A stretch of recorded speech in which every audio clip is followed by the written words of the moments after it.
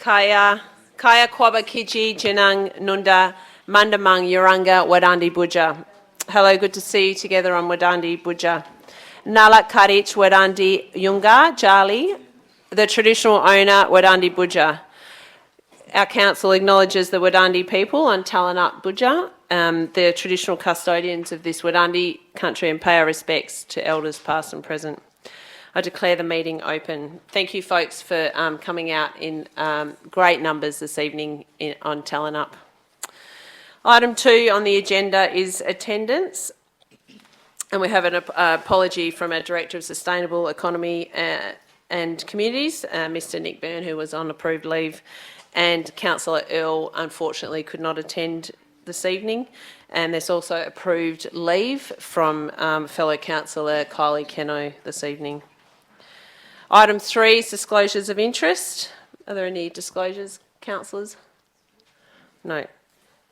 Okay, next item is item 4, public questions. So item 4.1 is response to previous public questions taken on notice, and we have in front of us, councillors, a response to Mr Mark Murray's previous question in regards to bushfire mitigation.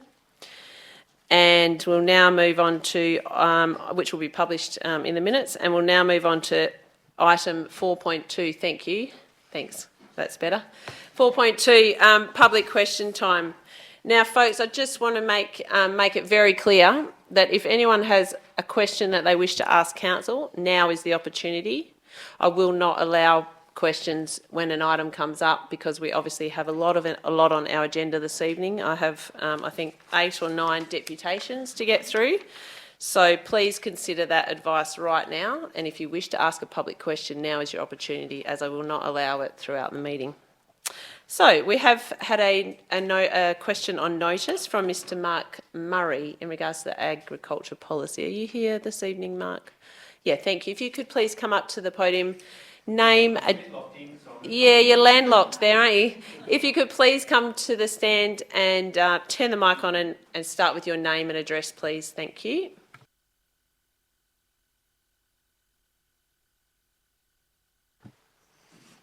Evening all.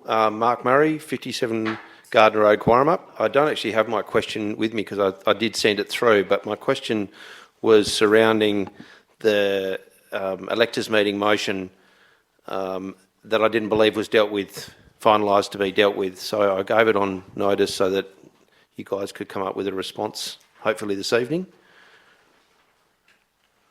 Thank you, Mr Murray. As I don't know exactly what your question was, are you asking what exactly that we have? So the notice of motion was, the electors motion was along the lines of creating agricultural policy in the year of 2025. And the previous, I made mention of the previous electors meeting in January 2024 when all of those motions then came in front of council in February 2024. Each of the 3 motions from the electors meeting were dealt with one at a time. And this didn't happen at this last meeting. There was an alternative motion brought by Councillor Binks, and I believe it only dealt with one of the 2 electors' motions, and it didn't deal with this motion. Okay, just for clarification, so the general electors meeting is the opportunity, of course, for general electors to bring motions to council. It's then another entirely different process for council to consider what they do with those motions. Yep, I'm aware of that. Yep, okay. So in regards to the agriculture policy, perhaps one of the staff members can just clarify where we're at with that, because you're saying that you feel that it hasn't been addressed. I just feel like the electors meeting motion wasn't dealt with by council at the ordinary meeting. Okay, well, I don't know. We need clarification on that. So do you mind if we take that on notice? I don't think we can provide and that's why I gave it in advance. So sure, that we'll take that on notice then. Thank you. Yep. Thanks. Okay.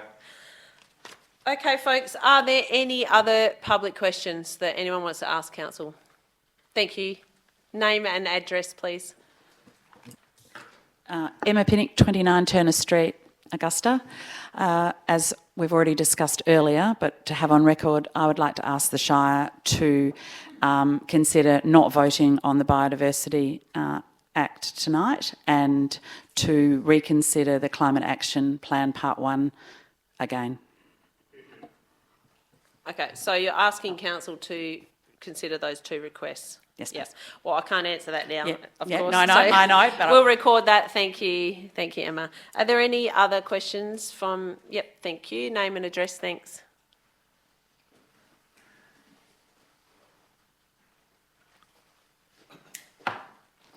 Gary Buller, 34 Capewell Road, Carradale. My question is, with all the resources that are being put into the Climate Action Plan, on the Biodiversity Plan, etc., is this money being well directed when you consider that there are basic fundamental services that are not being provided in this Shire? A couple of quick examples. At most every town, Warramup, Witchcliffe, Margaret River, Augusta, have public toilets. There's no public toilets in Carradale. Instead, I think the Shire's relying on the tavern, which is not always open. It only opens in certain hours, as you'd be aware. So there are no public toilets in the town. And so we have people having to go about their business all around the district, and it's sort of getting a little bit beyond the pale. That's the first thing.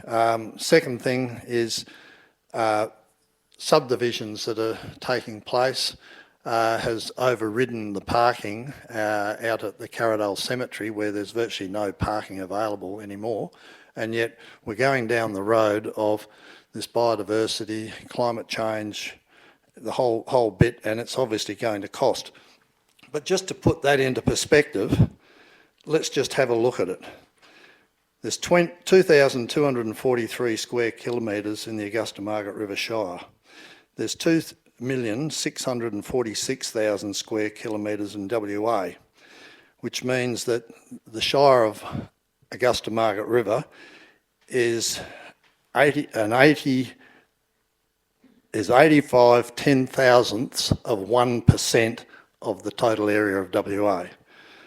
If you look at the area of Australia, 7.688 million square kilometres, we are 3 ten-thousandths of 1% of the total area of Australia.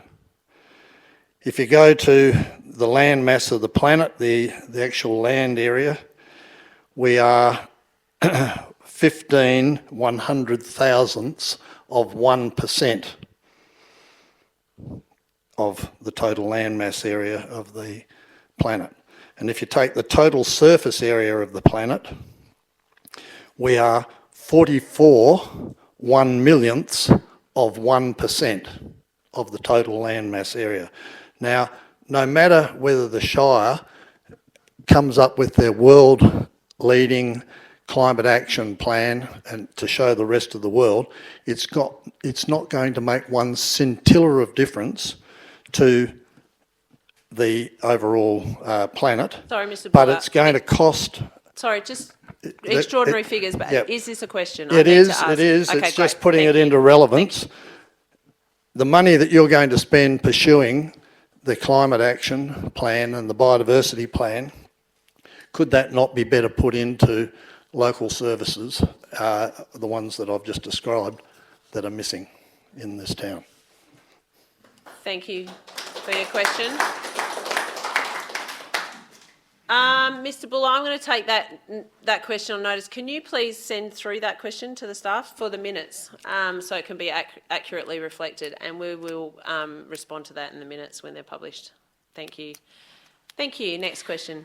Erin Hutton, 176 Thompson Road, Witchcliffe. My question is to Nick Logan. As part of the previous session that we just had, Julia mentioned that the Climate Action Plan Part 1 is superseded now by the Climate Adaptation Plan.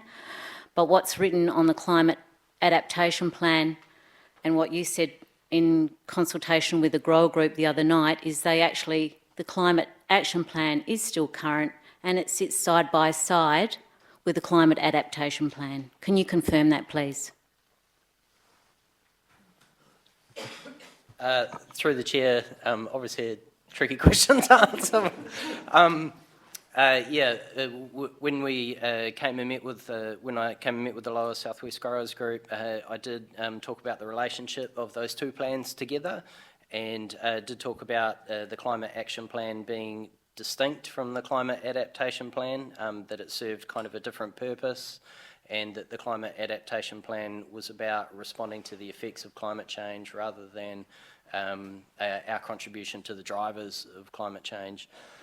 So they do serve a slightly different purpose. I believe the reference is most likely that part one was probably, a lot of it has, or some of it has been done anyway, rather than it being kind of completely superseded by the new plan.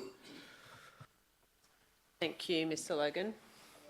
Are there any other public questions? I'd like a simple yes or no from the Hold council. on, sorry. Name and address, please, Sam. Thank you. Sam Waitman, 284 Bullant Drive. I would like a simple yes or no from the council here today of who has read and has a general understanding of the Climate Adaptation Plan and the Biodiversity Plan. Oh, that's a yes from me. I think that's everybody.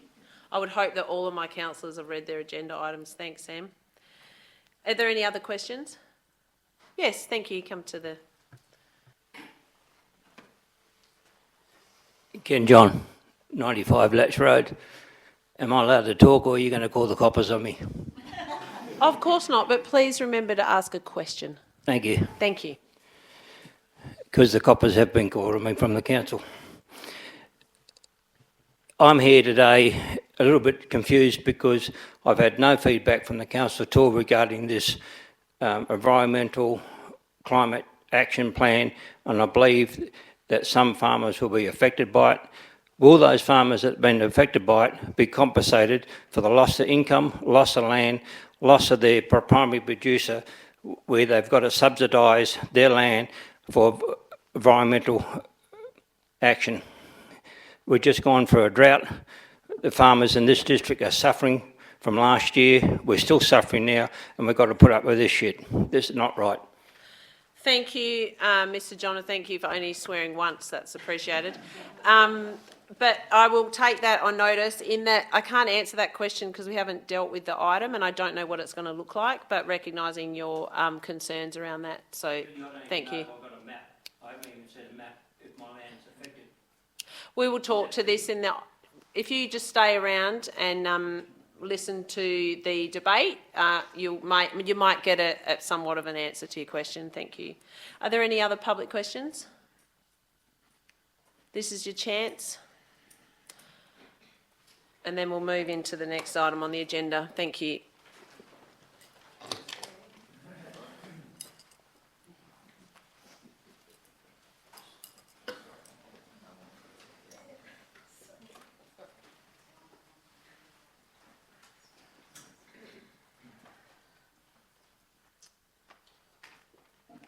Elwyn Franklin, Osmington Road in Osmington. We have fifth generation farmers on that farm. We are concerned about the proposed changes. Can I use your notes? There's proposed corridors on private land. I'm sure this is probably going to affect our farming in the future. I would urge people to say no to these proposals that will make fundamental changes to land use, ownership and management of private land. These currently zoned agricultural lands enjoy the most reliable growing seasons in the state. The lower part of WA is the best land for providing West Australians with food, and it's been worrying me for years that with our government and our local government making decisions like this, we will soon no longer be able to provide food for people. So I would hope, the question is, could these proposed changes please be given a lot more consultation, or we should be given a lot more consultation and a lot more discussion about this without just willy-nilly going ahead and making these changes, which are going to make a huge difference to the state and to us. Thank you. Thank you. Ms Franklin, if you could please provide your question so it can be minuted accurately. In fact, everybody who's asked a question tonight, if you, our minute taker is doing her best to capture each word, but if you do have it written out or in an email, appreciate you, please, thank you, sending it through. Are there any other public questions? Sam Waitman, 284 Bullant I'll allow Drive. you the liberty of, Oh, great. the luxury of having a second question. Everyone sitting down have already said this twice today, but I would like to get it minuted. Can you please answer, will the environmental corridor map have any weight in decisions made for, for development, change of use, anything along those lines moving forward? Great question, thank you. And I would like to do my best to answer that, but I feel that the depending on what we do with the document, but I will ask that of maybe Mr. Cuthbert. Would you be able to directly respond to that question, please? No statutory weight. It doesn't form part of the statutory planning framework. Yeah. Could I just make a quick comment? I know you still got me. In the future with this kind of thing, if as soon as you have any sort of negative feedback about it, if that kind of thing is true, publicise it and just settle everything down. Like it could have solved a lot of this. Yeah. In my opinion. Thank you. Feedback noted. Thanks very much. Okay, folks, if there's no other... Okay, Mr Smart, please name and address. Thanks. Michael Smart, 3 Storm Bay Road, Augusta. Firstly, thank you to the CEO and staff for handling the situation, remedying where we got to with it, but I'm aware they've done a brilliant job diffusing it, thank you. I'm aware there was a freedom of information lodged with the Shire requesting information with regards to the report that was provided by the guy that did the report on the jetty and the internal stuff. Will that sort of information be made available to the public? I'll just defer that to Mr Logan, thank you. Through the chair, thanks for the question, Mr Smart. Our intent there is to publish as much information as we can on a dedicated web page for the project as we move forward. And those 2 reports can form part of that information. I've just been seeking the consent of the author of those reports to publish them, but that's certainly our intent. I've paraphrased and taken some content from them to put in the urgent business item tonight. Thank you. That will be the first. Thanks, Mr Smart, for your question. Okay, final question. Thanks, folks. Thank you. I did have some questions, but they'll only be repeated about the biodiversity strategy and the climate action plan, so I'll leave those as already been asked. But just about the jetty, Turner Street jetty, because I know that there'll be people in the room and you guys will have had lots of meetings about this in the last week. I'm just wondering whether, and I'm not suggesting that I can help organise a group, but 10 to 40 years ago, some of these things would have been dealt with by Busy Bee. And I understand that, the world's gone so crazy from a engineering, approval perspective. But, there's a simple thing like that potentially capable of being discussed, because clearly we want the jetty back. It's an asset to this community. So that's my question. Can a Busy Bee? Great. Thank you very much, Mr Murray. And like some of the other questions, I can't answer that as we don't have a council decision, but we do have that as an urgent item, and I'm proposing that council deals with that item first.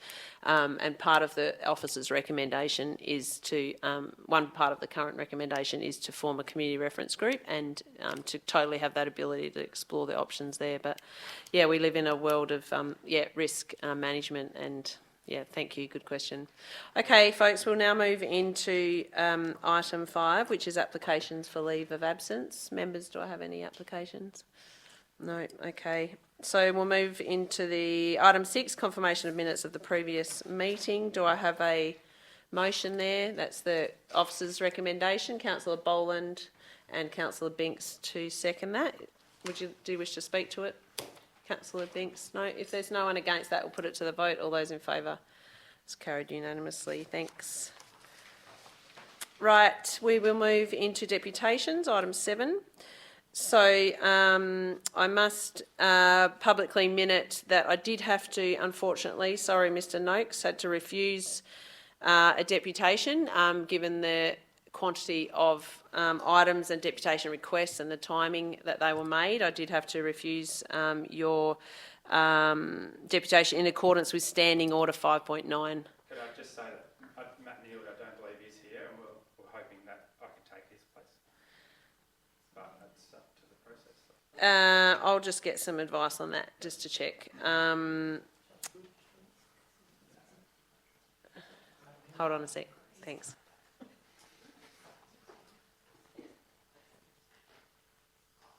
So, Mr Noakes, it's up to my discretion to allow that or not.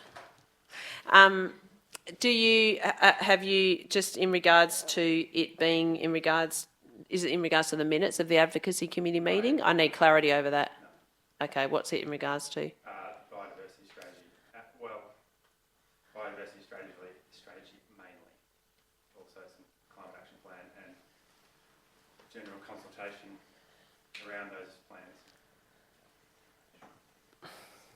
That's fine. Okay. I can email. Okay, I think I would appreciate that. I'd rather you email. We've already got quite a few people speaking to those 2 items, and for the purposes of us all getting home at a reasonable hour this evening, if you could email it through, that's okay. Could I, sorry, also just note that in the break I did have a really good conversation with Melissa and Tracy, and I did note some particular points of the strategies, which is what you asked for. Great, thank you. I would include in the deputation, but if I'm not doing that, Okay. hopefully they've got Great, and we've got, I'm sure there'll be a lot of rigour around the debate on those items, and thank you for alerting the members prior to the meeting on your issues so we can, discuss, debate those. All right, so therefore, we'll move into deputation. First of all, in regards to the Fern Avenue Hotel development. Alessio Finney, I invite you to come up to the podium, please.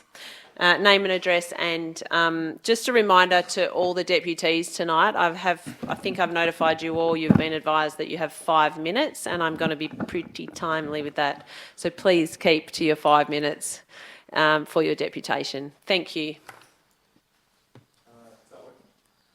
Just press the right button, Alessio. Yes, that's working now? Yes. Yep. Okay, Alessio Finney, 96 Broome Street, Cottesloe, with a holiday address at Wallcliffe Road, Prevelly. Thank you to the councillors and to the council staff for coming today for the site visit. I was going to relist the points that we discussed today, but instead I think the councillors and the staff are aware of the proposal. I think it's safe to say from our end we've put our best foot forward, assembled a team that is both passionate and talented, and developed a project that is ambitious and visionary. It sensitively addresses the site, the Margaret River urban condition, and the values of the region. I imagine that this is the type of project that we want in Margaret River. In fact, when I was going through my emails earlier today, I noticed in an email footer that the Shire values are sustainable, inclusive, connected to place, and respecting Budja. I don't know how you feel, but it is my firm belief that this project is the embodiment of those values. If this were another scheme of less ambition, poor environmental standards, lacking sensitive urban response, that values cars over people and plants, but ticks all the minimum standards, it would be approved instantly. That's the easy route, the business as usual route. We're here for another reason, not minimum standards, but real vision and positive contribution to this town. When we first met with this council, you got behind the project because you believed in the project.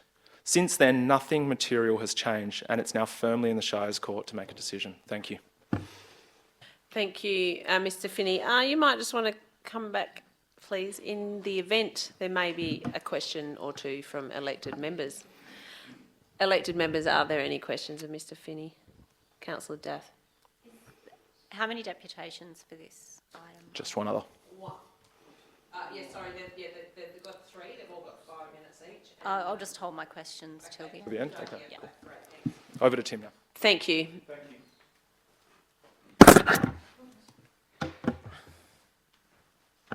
Good evening, councillors, and thank you, councillors and staff, for your time on site today. It allowed us to explain the vision for the project and the careful design response that has worked with the existing levels, building and vegetation. The application was presented to council on the 11th of October 2023. As noted in the agenda item, the resolution was to recommend approval for the development, or approval that the development assessment panel approve it, subject to agreeing to the shortfall in car parking. We're presenting this application tonight to the elected members under Regulation 17A, which means the council are the final decision maker, not the DAP. We believe it's important that council are able to make the final decision for its future. We already have an approval. However, we've been unable to act upon it because of the burden of the cash in lieu. So tonight we're asking the council to sustain its decision that it made in October 23. However, we're happy to further to tighten that decision by adding a condition that requires demonstration that the development has met the stated sustainability objectives. So broadly, tonight you have 4 options. Option 1, resolve to approve the development as recommended by the planning staff. In this scenario, the project doesn't happen. Option 2, to approve the development with an alternate recommendation for cash in lieu, which excludes the land value, an option presented in the agenda. The town has put forward a number of $97,000. We've arrived at a number of $64,000 by benchmarking on construction costs.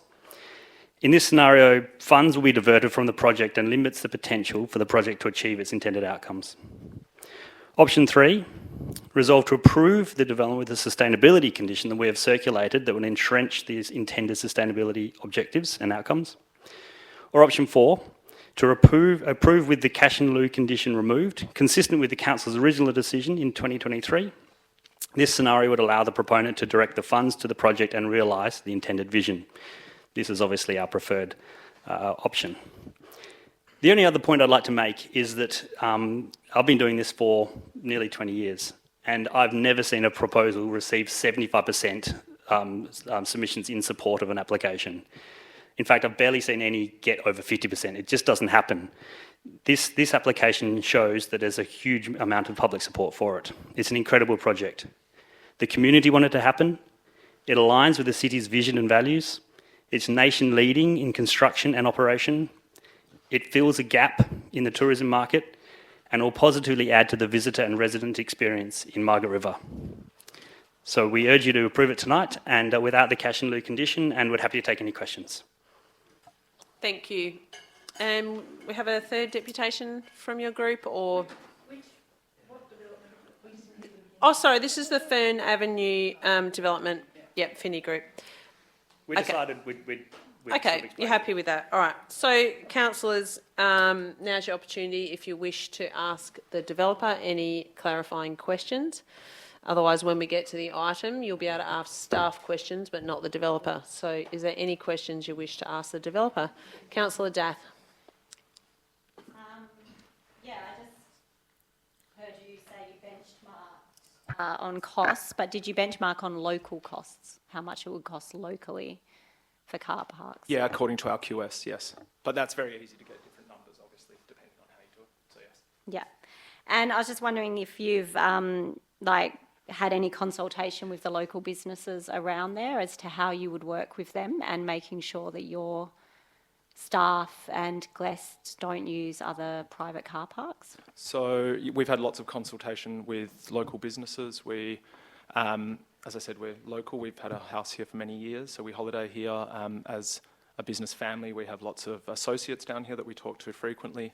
As mentioned on the site visit today, an operating management plan will obviously deal with any issues in parking that may arise, although we don't believe that any issues will arise, or at least not with any significant frequency. Things such as the following. So if we are in peak periods and we do have overflow, we'll put forward a valet project that double parks as we do with the state buildings in Perth. So we run that process. So we have there 58 rooms. We've got about 28 car parks. We park many more cars than that each day by double parking and moving them for them. So that's what we can do in overflow periods. In the operating plan as well, we'll also put forward a proposal which is done in other parts of the world, which is to give incentives for people to not car park. We've identified 7 groups as our target market, and as we saw today, most of those groups have vast potential for carpooling. We are 6 professionals, all individuals, all sleeping in separate rooms tonight that came down in 2 cars. So that's just evidence of the type of mathematics that works in hotels. So, sorry, don't feel like you actually answered my question there. It was, what consultation have you done with local businesses? Like, have we got reports? In terms of formal consultation, we haven't done consultation, but we've we've talked to lots of people. But that was my question. Have you actually done any? No. You've had 18 months to come back with other options. We have not done formal consultation. It was not a part of the approval process, but we have consulted with local business. Yeah. Does that answer your question? Yep. Thank you. Councillor Sully. Sorry, Councillor Duff, would you mind turning your mic off? Thank you. Councillors, does anyone else have any questions? No? Okay, thank you. Thanks, folks. Ta. Okay, we'll now move to the next deputation, which I'd like to ask Tony Mostert to come up from the Lower South West Growers Group. Just a reminder, Tony, you've got 5 minutes. Thank you. From now? From now. Thanks again for the opportunity. I don't envy your job. But this deputation is in regard to the Shire's biodiversity strategy. And I have to say, when I read it, which was last week, I was just sad, because it just represented everything that, like I said, I was just sad. There's a reel going around on Facebook, and there's some animal liberation girls, college girls, and one of them says, "We don't need farms anymore, and anyway, we've got shops." And that's very much the attitude coming out of this biosecurity, biodiversity strategy. And I feel it's got serious concerns about private property rights and food security. The strategy as it stands imposes unnecessary restrictions on landowners, undermining their ability to manage their own land and contribute to the local food production. The strategy introduces measures that significantly encroach on private property rights, limiting landowners' autonomy over their own land, and this raises the following concerns: increased regulations, new environmental overlays and restrictions, diminish property rights and the owner's ability to develop or modify their land. It's basically de facto land acquisition. Heavy restrictions reduce property values and create financial burdens, without mention of a lack of compensation. There's a few mentions of voluntary, but when you get a map and just throw it over every bush block, every privately owned bush block and creek line, yeah. And then it also creates threats to local food security. I don't know if you can all remember COVID, the empty shelves. It doesn't take much to stuff with the food supply. It's a chain. It starts on the farm and then it ends up in the shops. And it doesn't take much, and I don't know if you can remember the panic. It doesn't take much to affect security. Margaret River is not only an ecological significant region, but it's also a critical agricultural hub. The proposed strategy places local food production at risk by restricting productive land use. Overly strict biodiversity protections may prevent farmers from expanding or adapting their operations. Additional compliance cost is just another level. I don't know, it does list in the strategy. See how many laws we work under now? We've got federal, state, and now this. It's just too much. It's going to be the straw that breaks the camel's back. And then where are you going to get your food from? Maybe from the shop. Additional compliance. Farmers face costly environmental compliance requirements leading to reduced productivity, and it discourages agricultural investment. Uncertainty about future land use regulations will deter investment in local agriculture. Adopt a balanced strategy, integrate biodiversity protection with sustainable land use. That's, actually I've dropped the page. And this is probably what hurts the most. The strategy lacks the respect for the previous generations who toiled for 150 years to create this food bowl. Envy of the world. We've got the best evaporation, transpiration rates anywhere in the world. We can utilise water and grow food here as good as anywhere in the world. We haven't got the hot summers, we haven't got the freezing cold winters. It's just right. That's why it's so precious. These farmers work tirelessly developing productive agricultural land while still preserving the biodiversity that exists today. You read it in the report. I'll allow you an extra 30 seconds, please. Just try and wrap it up. Thanks, Tony. You read it in the report. You rave on about how it's a biodiversity hotspot. That's after 150 years of agriculture. How about a bit of respect for the previous generations? Their efforts should be respected, not undermined by excessive regulations and disregard for the delicate balance they maintained. If you read the report, farming's all the problem. Everything's on the threat. Well, hello, it's still here. And mainly the lack of proper consultation. I mean, as grower group, we thought we had great consultation with Andrea and Nick and Saul on the LS2, and you talked us way down off the Climate Action Plan. We walked out of that meeting feeling good about, and then when this came up, the first I heard it was last week, it felt like we'd been gut shot. How can we trust you? How many more documents have you got in the back pocket?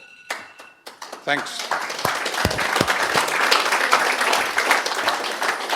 Thanks. Any questions? Yeah, I have a question. Thank you, Mr. John. If you could please refrain from yelling out, that'd be great. I just do have a question, a couple of questions in response to your concerns directly related to this local biodiversity strategy, not of you, sorry, but of the staff, to get clarification on your concerns. My first question is, if council endorses this strategy, this is of Mr. Logan or Mr. Cuthbert, who wishes to speak to this, does endorsement of this local biodiversity strategy in its current form as recommended to council, are there any additional regulations on land use that could potentially restrict productive farming?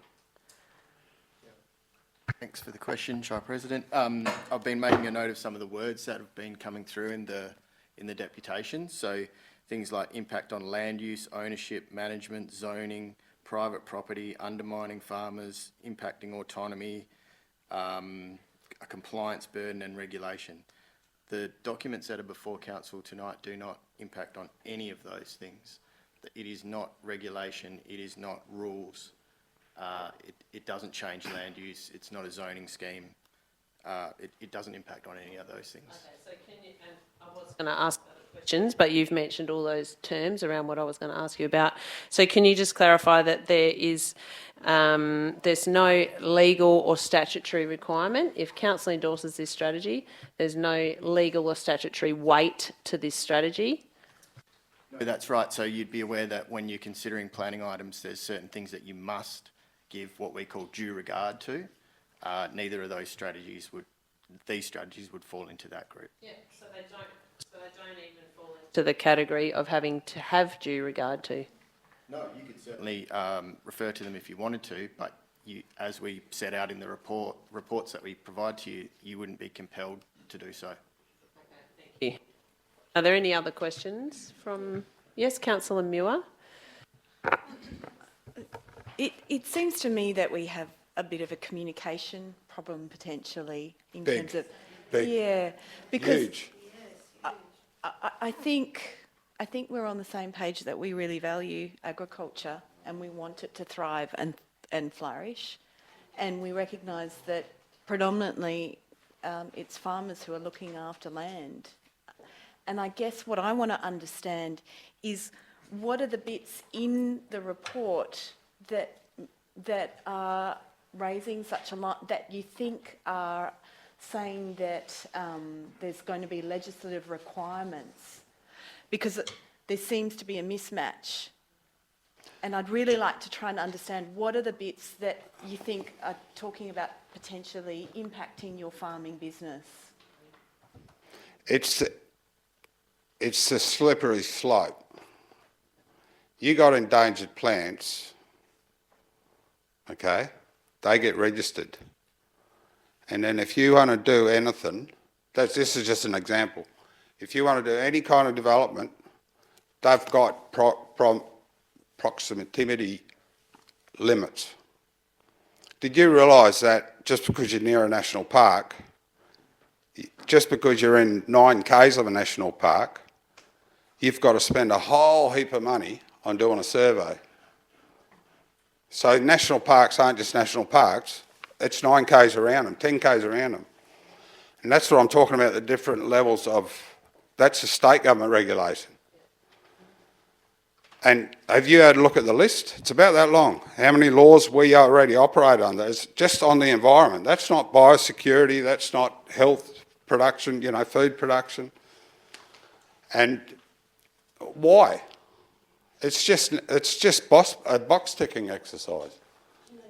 Add to that, I guess, all of those maps, particularly in regards to endangered species, those are DBCA state maps. So we have no ability, I guess, to legislate on that at all. Why haven't we? Well, they're publicly available to identify, I guess, where the values are. So if people want to subdivide, we can identify properties that have got high biodiversity value. So it's about trying to recognise where those values are. On Shire land, we haven't got a problem with. Yeah. You can do what you want on Shire land. It's But just where it's private if you land. would like to put in a covenant, or if you would like to do a subdivision, or if you would like money from the Shire to help with planting or weed work, it makes sense from a strategic picture to have those maps from DBCA. They're not our maps. They're state, you know, they're publicly available. So it's a resource. And again, there's certainly, I think there's a mismatch in terms of what power we have in this regard. We actually have no power to stop any of your activities. And we want to work out how do we support farmers, because I know from the work that I've done and worked with Mr. Johns and others, going out with school kids and planting, I know that you put in your own money and time to do that. So this is about trying to protect and help you do that. And thank you. Yeah. Sorry, we don't have an opportunity for dialogue here. It's literally asking the question of the deputy. So is there any other questions? Was that a question? Of Tony? If there's no other questions, sorry, your time is good. Your time is good. Thanks very much. Thank you. Thanks. Okay, I'll now ask the next deputy, which is Sam Waitman. Thank you. Thank you, Council. I wrote 2 full pages. I was going to read Name the whole and lot address, out. thanks again. Thanks. Sam Waitman, 284 Bullant Drive. I wrote 2 full pages and was going to read through all of it. I think Tony covered heaps of it, and you've heard me harping on probably enough this afternoon. I'll read the last paragraph I wrote, which is direct example of mine, and I think a few statements you guys have made kind of contradicts with my example. I'd like to give a real example of why the environmental corridor within the biodiversity strategy is unconsultated and parts have been overlooked, and I also feel it's implying that ratepayers in this Shire are assumed to be doing the wrong thing. What happened to innocent until proven guilty?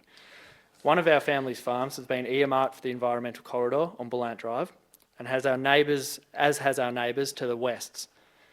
Both blocks totalling about 500 acres. This is all very approximate because it's my app, I don't want to pay the subscription for it. To the north is the Forest Grove National Park, about 3,000 acres of beautiful southwest bush. This piece of bush then continues all the way to Nannup, and you would only cross 2 bitumen roads as the crow flies. Our farms also have approximately 115 acres of fenced-off private bush and wetland, already contributing to the biodiversity of our farm and adjacent Forest Grove National Park. So I'd like to know how these corridors have been determined and how in particular the 500 acres on Bullant Drive belonging to my neighbour and I have been deemed necessary with the 3,000 acres of bush to the north that is between, as I told you before, 1.7 kilometres and 3.5 kilometres wide in any direction you look at north of our boundary. It's a fairly large corridor if you ask me.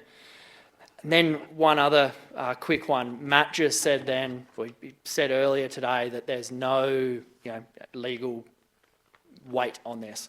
But then you literally just said councillors can refer to them if they want. That's why it hasn't been consulted properly. That's not okay. Like it's not. I kind of said that in the previous meeting that once something gets in, then in the future everyone just keeps looking back and no one disagreed then. So it hasn't been consultated. I strongly urge everyone, let's actually do some consultation and figure this out. And please understand, a lot of farmers here in this in this Shire are doing a pretty bloody good job, I think, and are really trying. That's not always the rule, but you get that the world over. So please reconsider and try and do it properly. Thank you. Cheers, guys. Thank you. I'm just going to ask a question to the staff in response to your deputation, particularly in regards to the environmental maps. And I guess my question is, and I know it was mentioned before, but for the purpose of the public's information, what is the purpose of the maps in the biodiversity strategy? Yeah, so as the name implies, it's a strategy about the environment. So logically, as you would expect, the strategy details what our environment in the Shire consists of, and the way that the consultant who prepared the document decided to do that, which is the obvious way as far as I can see, is to bring in data sets, so geographical information layers from sources outside the Shire, most of which, as far as I'm aware, are public, but come from agencies like DBCA and DWER. So they've brought those layers of information together in a way that is legible to people about what the environment in the Shire of Augusta Margaret River consists of.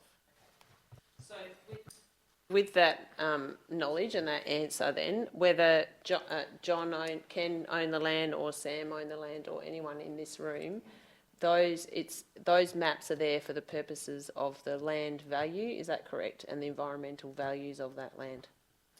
Yeah, it's just detailing that the land has some environmental feature or another upon it. Yeah, and just to conclude, that information has come from largely state government agencies. Yeah. And we can if anyone's interested, we could point them to the sources if they want to contact us at some other time. Definitely like to see the sources. Also, arguably, isn't every bit of land in this Shire, doesn't all of it have biodiversity and some sort of importance? Most of the two farms I'm talking to about, directly, are rough guess, 80% cleared.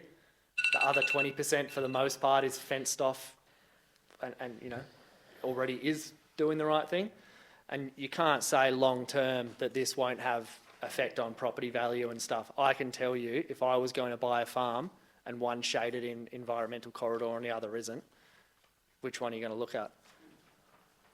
Can I I think Councillor Binks has a question of yourself, Sam, yeah? And Councillor Boland, yes, go. Thanks, President. This is a question through to the planning officers, if that's all right. I'm hearing a lot about these maps. I'm just wondering if the maps were excluded from these documents, would that detract from the value of the documents themselves? Yeah, I think so. I think, you know, a lot of what the document is the mapping of the Shire's environmental features. So I think it would lack a lot if it... Private property, not Shires, sorry. Yeah. Which includes private property, of course, yeah. All right, sorry folks, can you just allow councillors to get their questions answered, and please just listen. Councillor Boland. Yes, thank you. My question's about maps as well, and I'm trying to identify the maps that seem to be causing issues.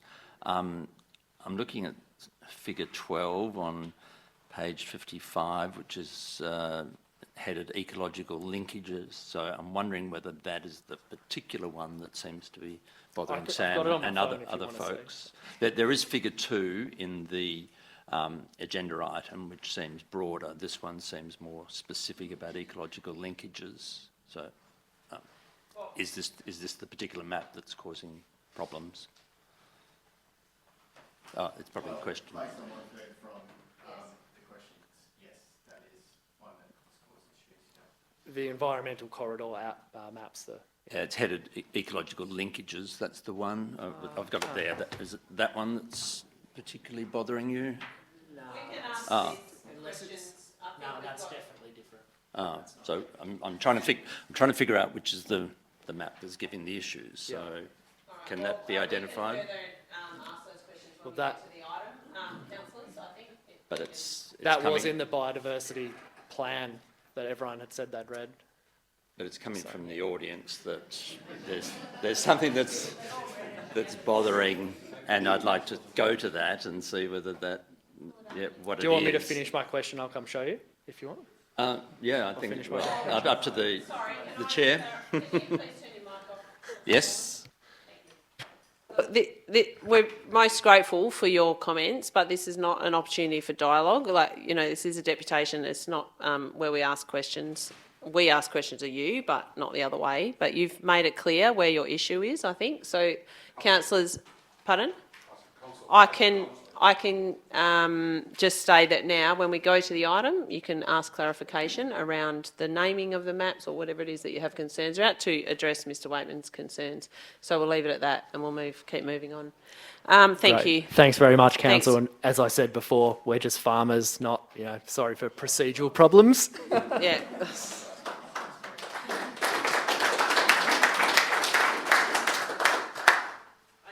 I'll now ask Mr. Scott Baxter, please, to do your deputation in regards to the climate adaptation plan.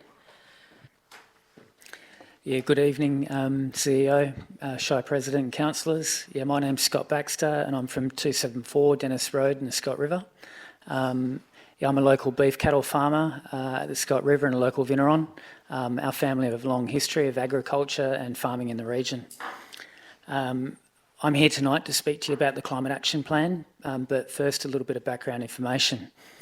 Our property at the Scott River has been marked for a 30 turbine wind farm project right next door to our family farm.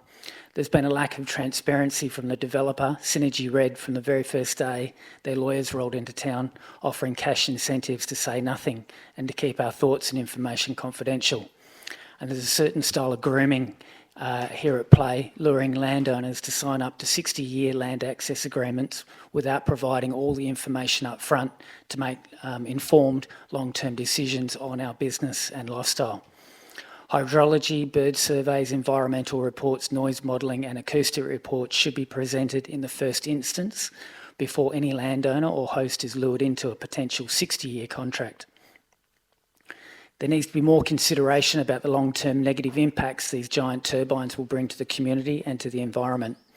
The block sizes are too small at the Scott River to safely host an industrial wind energy project of this size and scale, And to paint you a picture, the wind turbines proposed at the Scott River will be some of the largest land-based turbines in the world at 250 metres high, with a 7 megawatt electromagnetic rotor sitting on the top. 250 metres size as the tallest skyscraper in the Perth City skyline.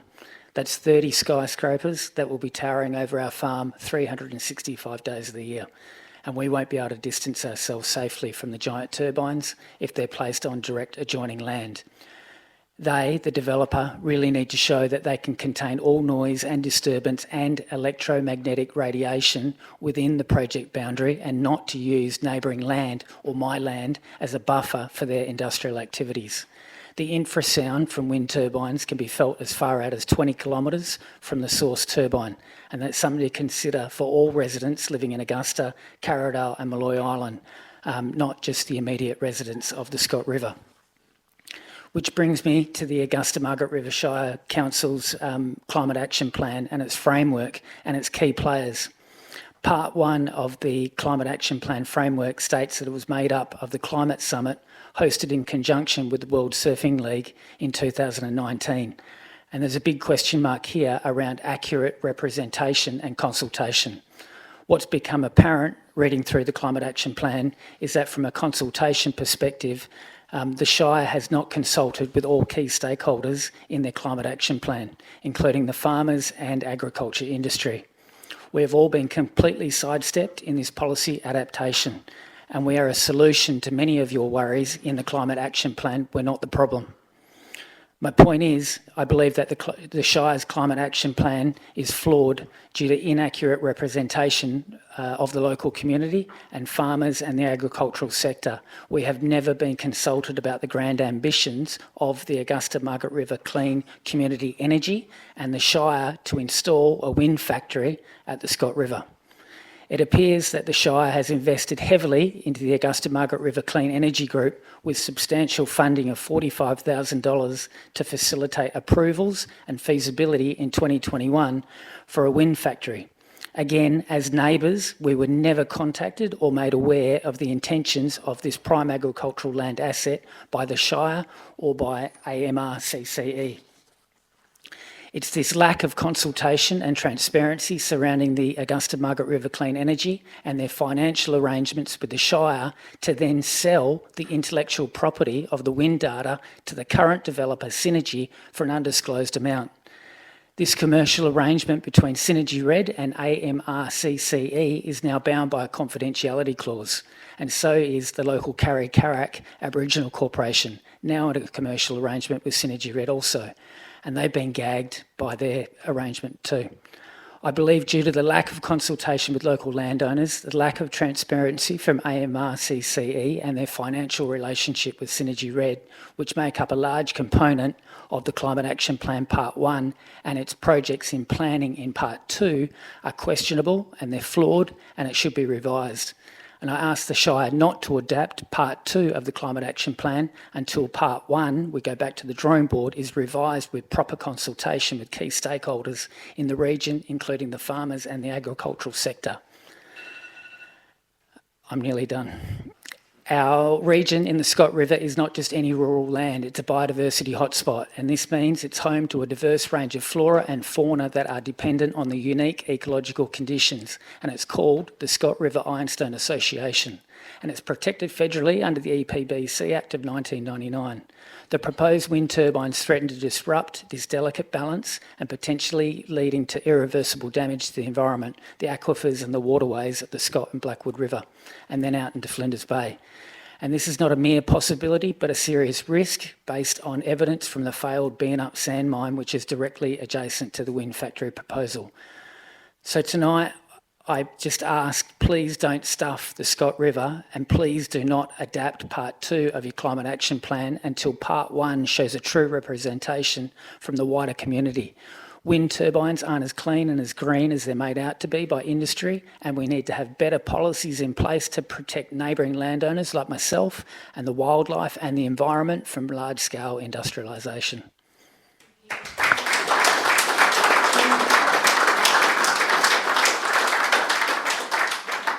Thank you, Mr Baxter, for your deputation. Are there any questions of any of the elected members? No? Okay, thank you. We'll now move on to Gary Buller. Did you have you're okay? Oh, you're okay. Okay, right. And just to clarify, Mr. Noakes, you did have a deputation approved for another item. Do you need to? That was for the climate adaptation policy, or you? That's right, I think. Okay. All right. So I'll now move to the next deputation, which will be in regards to the climate adaptation plan. Mr. Peter Lane. Thank you. Name and address. Thanks. Peter Lane, 502 Carters Road, Margaret River. Leading with my chin, I congratulate the staff, the Shire, on moving forward with a climate adaptation plan. I think it's very important. And my comments are not to be taken about against any comments that have come here, except I do think that no matter how small we are, even as individuals, we've got to play a part. My concerns are mainly about water. Are we already at the point of no return on water? We've gone through a serious dying period of particularly marri trees, but also jarrah, native vegetation, and the only reason they have died is lack of water. Lack of water may have triggered other aspects of why they died, but lack of water has caused that dying. And that's been on the ridge and in the Bunbury Trough area where they sit on aquifers. I am concerned that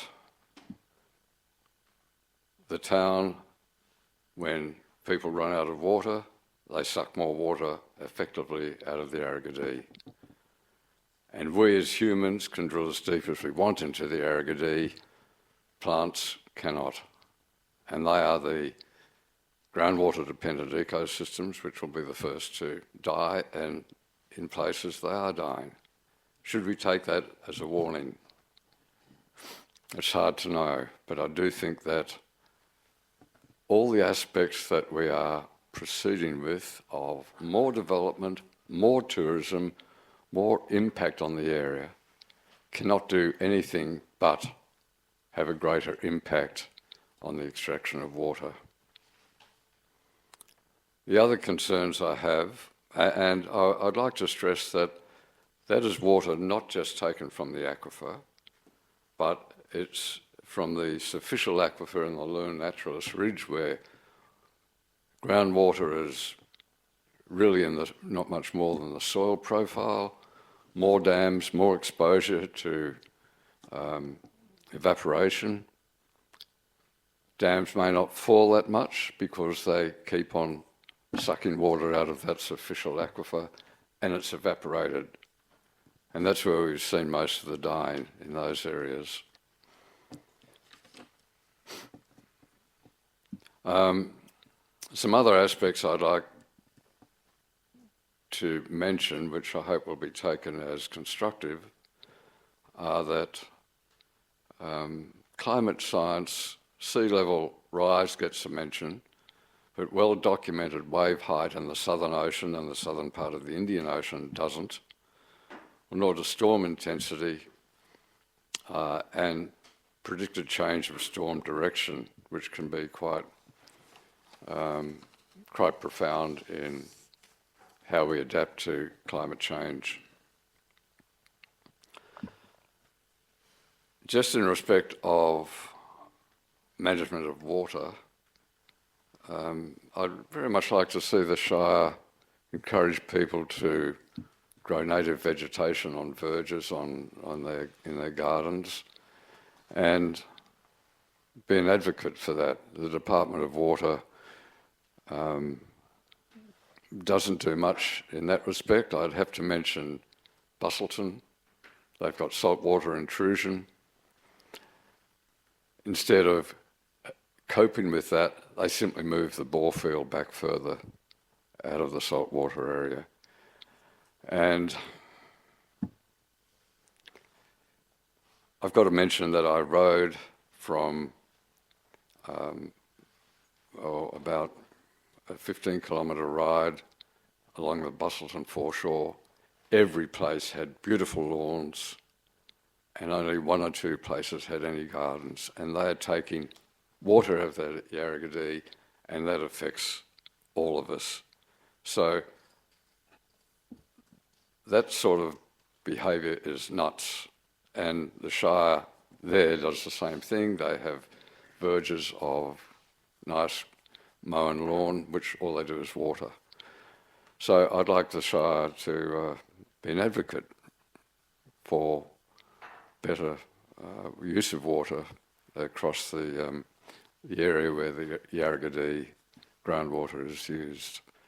And there's certainly areas in Margaret River and in the Shire that also applies. That's it. Thank you. Thanks, Mr. Lane. Are there any questions from the elected members for the Deputy? No, thank you. I'll now call upon Margaret River Environment Centre or Pam Townsend. Yep, thank you. Name and address, please. Pam Townsend, 12 Elvis Street, Margaret River.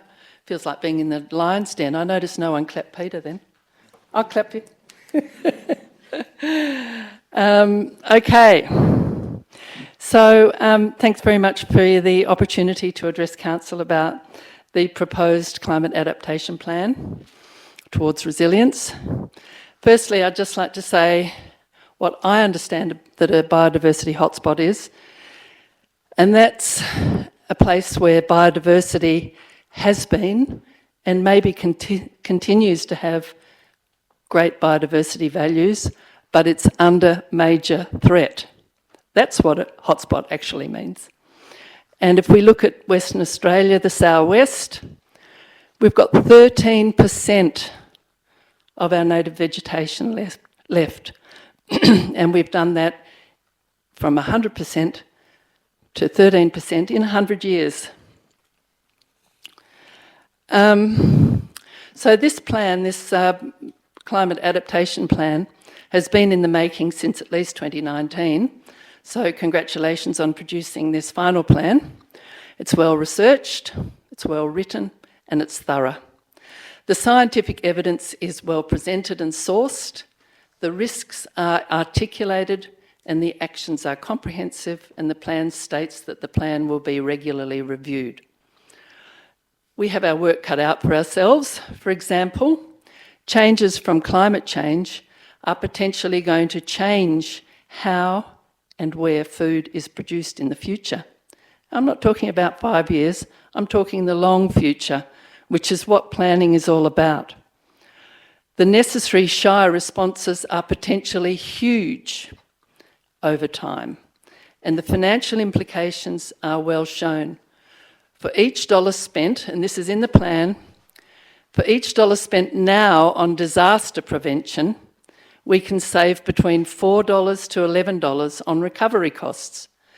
Disaster mitigation seems obvious, yet our species seems hell-bent on closing our eyes to this simple fact. So thank you for pointing out the potential cost savings from early action.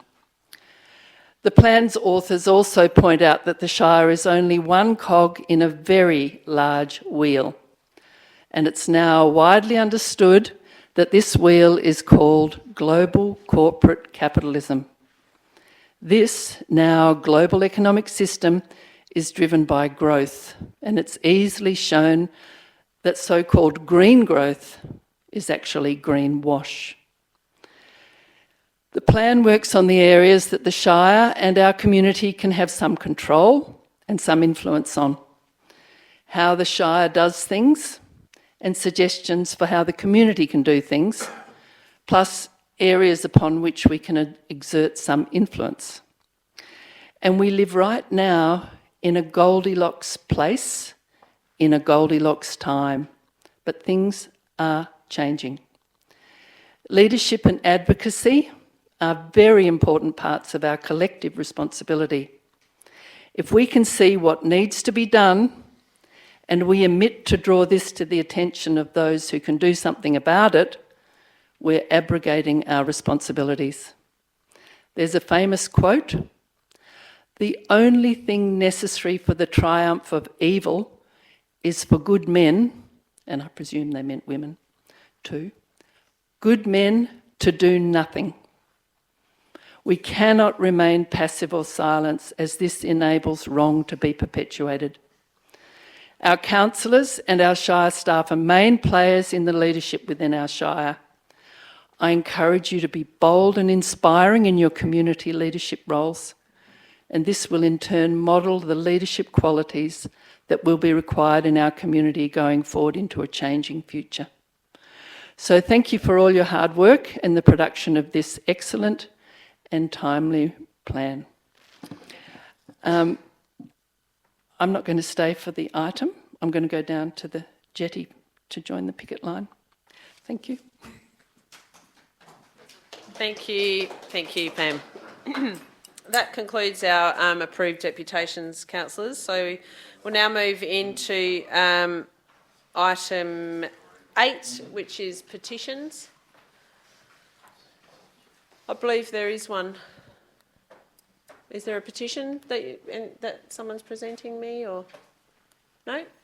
Hasn't been formally presented? Okay. Next, just briefly, is the Shire presiding members' announcements. So Harmony Week was just last week. It was a wonderful opportunity to celebrate the rich diversity in our community. We hosted a special free screening of the heartwarming film Minari at Nala Bardit Maya, our Margaret River Heart, and the attendees enjoyed light lunch activities and the beautiful story of family resilience and finding home in new places. And as we all know, we're a welcoming, inclusive community here in this Shire.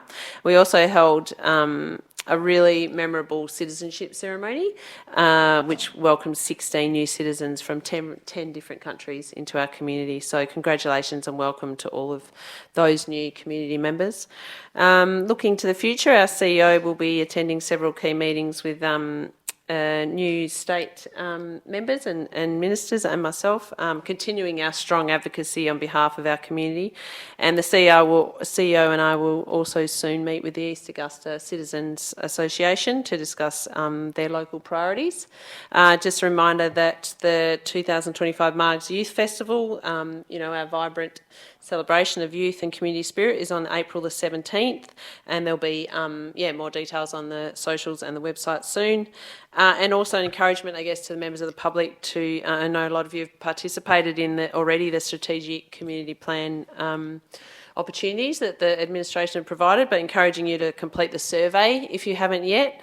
We really genuinely value your input, and your feedback is really crucial to council to ensure that we build a future that truly reflects our diverse community's aspirations. So yeah, there's a discussion paper and survey on the, we've got a brand for it. It's Together Towards 2035, so jump on the website and check it out.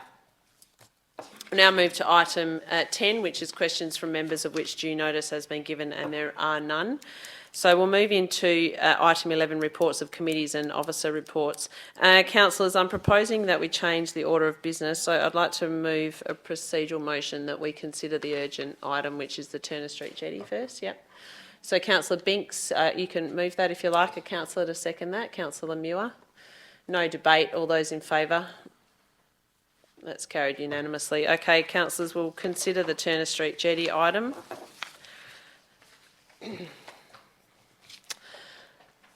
Okay, I will ask council if there is a motion that anyone wishes to move. Councillor Muir? Yeah, I would like to move, I'm hoping do you have before you the alternate motion? Yes, I would like to move a motion that council notes the intent to concurrently investigate two primary options for the future of the Turner Street Jetty, being renewal of the failed components of the existing structure or alternatively replacement of the existing structure. Notes that in consultation with a dedicated community reference group, the two options of significant renewal or replacement will be explored with the community prior to procurement of the preferred option. Number 3, endorses an amendment to the 2024-25 annual budget, allowing for design and costing of options to renew or replace the Turner Street jetty, with funding of up to $100,000 being made available for these works coming from the Asset Renewal Reserve. Okay, councillor to second that, councillor Binks. All right, councillors, we will consider that motion that's on the table now. So, councillor Muir, do you wish to speak to that motion? Thank you. We're all well aware that this is a highly valued and really important amenity jetty for the community, not only for Augusta, but for the wider community. And this is a really good opportunity, and I commend the staff who've really looked at this as a learning opportunity to engage with the community and try and reach a solution together. Mr. Murray mentioned how important it would be to engage with the community and potentially work together to get a solution. And I think that's what the community reference group could do really well, is actually work together with the community, consult, and let's fix this together. By allowing $100,000, we can start the process right now. There's no need to delay it, and then it can come back to council with what's the best option, and we can ensure that we have got something that meets budget and that meets the needs of the community as soon as possible. So I commend this to my fellow councillors. Thank you, councillor Muir. Just a second, councillor Binks. Just to confirm, there was a reason that was provided in that text. Are you happy with that? Yes. So, because we must do that for the minute. So the alternative decision was made to enable consideration of this important matter to come back before council for a formal decision on how to proceed. Yes. You're happy with that? All right, for the minutes we'll record that. Councillor Binks. Yeah, I'm actually going to exercise my right to speak later in the debate. Thanks. Thank you. And do I have a councillor to speak for or against this motion? I'll speak for. Okay, thank you. Yeah, I just would like to commend the Shire administration on how fast they pulled this report together for us so that we could actually have it at this meeting today, because I think it's really important that we can respond quickly when issues like this arise. The alternative may seem slightly different to what was in the report that was published last night, but that is just as mentioned, is because the council would like to be part of this process, and we would like to be part of the decision-making process, and for it to come back to us for the final way forward. Thank you, councillor Daff. Anyone else wish to speak for or against this motion? Councillor Boland? Yes, I'm in favour. I'm just wondering whether we need to have this on the agenda as urgent business. I know we changed the order of the meeting, that procedural motion. Do we need a procedural motion about it being urgent business as well? That's a good point. Yeah, I did effectively accept it as urgent business. Yeah, so you've covered that? Yeah, so it's been covered under that first covered. Motion. Yeah, thanks, okay. Councillor Boland. That was all. Thank you. Councillor Binks? I will now, thank you. Yes. The state of the jetty is, it's quite obviously from the information that we've been provided in significant disrepair, and we understand that. We know that it needs to be repaired. When we consider the jetty, it's not just a piece of infrastructure. It's a jetty that's in shallow water. It doesn't really serve much of a nautical purpose, except unless you have a canoe or a kayak or something like that. This particular item, or this particular structure, is actually at the heart of Augusta. And I think that in our consideration of it, we need to remember that this is something that is dear to the community. It's the holder of a lot of memories. For my family as well. So I am dead keen to see, as Mr. Murray said, to see the community get together, work with us, work with the council, work with the officers, find ways of funding this, find ways of getting this thing back together again and restoring the jetty, because it's too precious to lose. Yeah? Yes. I saw the sign. It's too precious to lose. So I'm encouraged that there's broad support in the chamber for this, and yeah, let's get on and get this sorted, get these issues resolved. Thanks. Thanks, Councillor Binks. Just to conclude, councillors, as we were provided in the report yesterday, thanks again for the officers pulling that information together. We don't need to go over, I don't think, the questions that were asked from the community. I mean, we haven't heard any tonight in public question time, and I'm really pleased that the staff came, down to Augusta and really had a very open chat with the community. Upon reflection, there were learnings of that process, and I guess it identifies the struggle we have as councillors. We had reprioritised funds in previous years to other asset renewal projects that at the time had a higher priority. So I really just mindful of that, that asset renewal gap, the lack of money that we can obtain from our ratepayers and our fees and charges and grants to maintain all the assets we have in our community. And I think it really needs to be a focus of, the future consideration of strategy. And we're not dissimilar to other local governments. Every local government is in the same boat. It's not that we've been ignoring things, it's just that we've got a whole lot of assets to manage and to maintain. And, we need to have a really good picture of what that looks like. Every time we build something new, it's a whole of life cost. It's not just building something, for that time. So I'm really mindful of this, this motion and this item really just reminding council of that asset renewal gap that we're going to have now and into the future. But yeah, really pleased with this alternative motion. It addresses the concern, obviously, around the structural integrity of the jetty, which is a much valued asset and place to play and sit and fish, and great for, it's not officially accessible, but it is a place where people in a wheelchair can go and enjoy the beautiful natural beauty of the Blackwood River. So really pleased with this motion, and also that the point that it comes back to us to see how that looks, and I think it's really important that the community is involved in this moving forward, so really pleased with it. To that end, let's put that to the vote, councillors. All those in favour? Carried unanimously, thank you. Right, we'll go back to the order of business, and we'll now consider the minutes of the Advocacy Committee meeting from the 12th of February, item 11.1.1. Do I have a councillor to move a motion? Yeah, if anyone wishes to leave, you're welcome to do so. Yeah. Yeah, okay, procedural motion. I'll just rectify that and get a mover and a seconder. Councillors, we just need a procedural motion to go back to the order of business. So do I have a mover and seconder? Councillor Muir and Councillor Daff. All those in favour? Carried unanimously.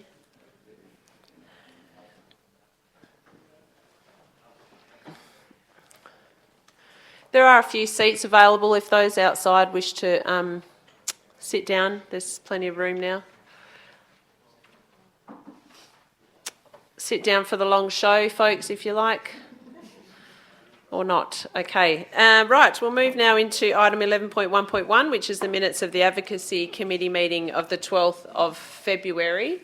Sorry, I had a councillor to move it, Councillor Muir, and who seconded it? Councillor Daff. Do you wish to speak to that? I'm happy with the officer's recommendation as we have, and I'm looking forward to our workshopping session and our new work on the advocacy priorities. Yeah, thank you. Thank you, Councillor Muir. Councillor Daff, do you wish to speak to that? Any other councillor?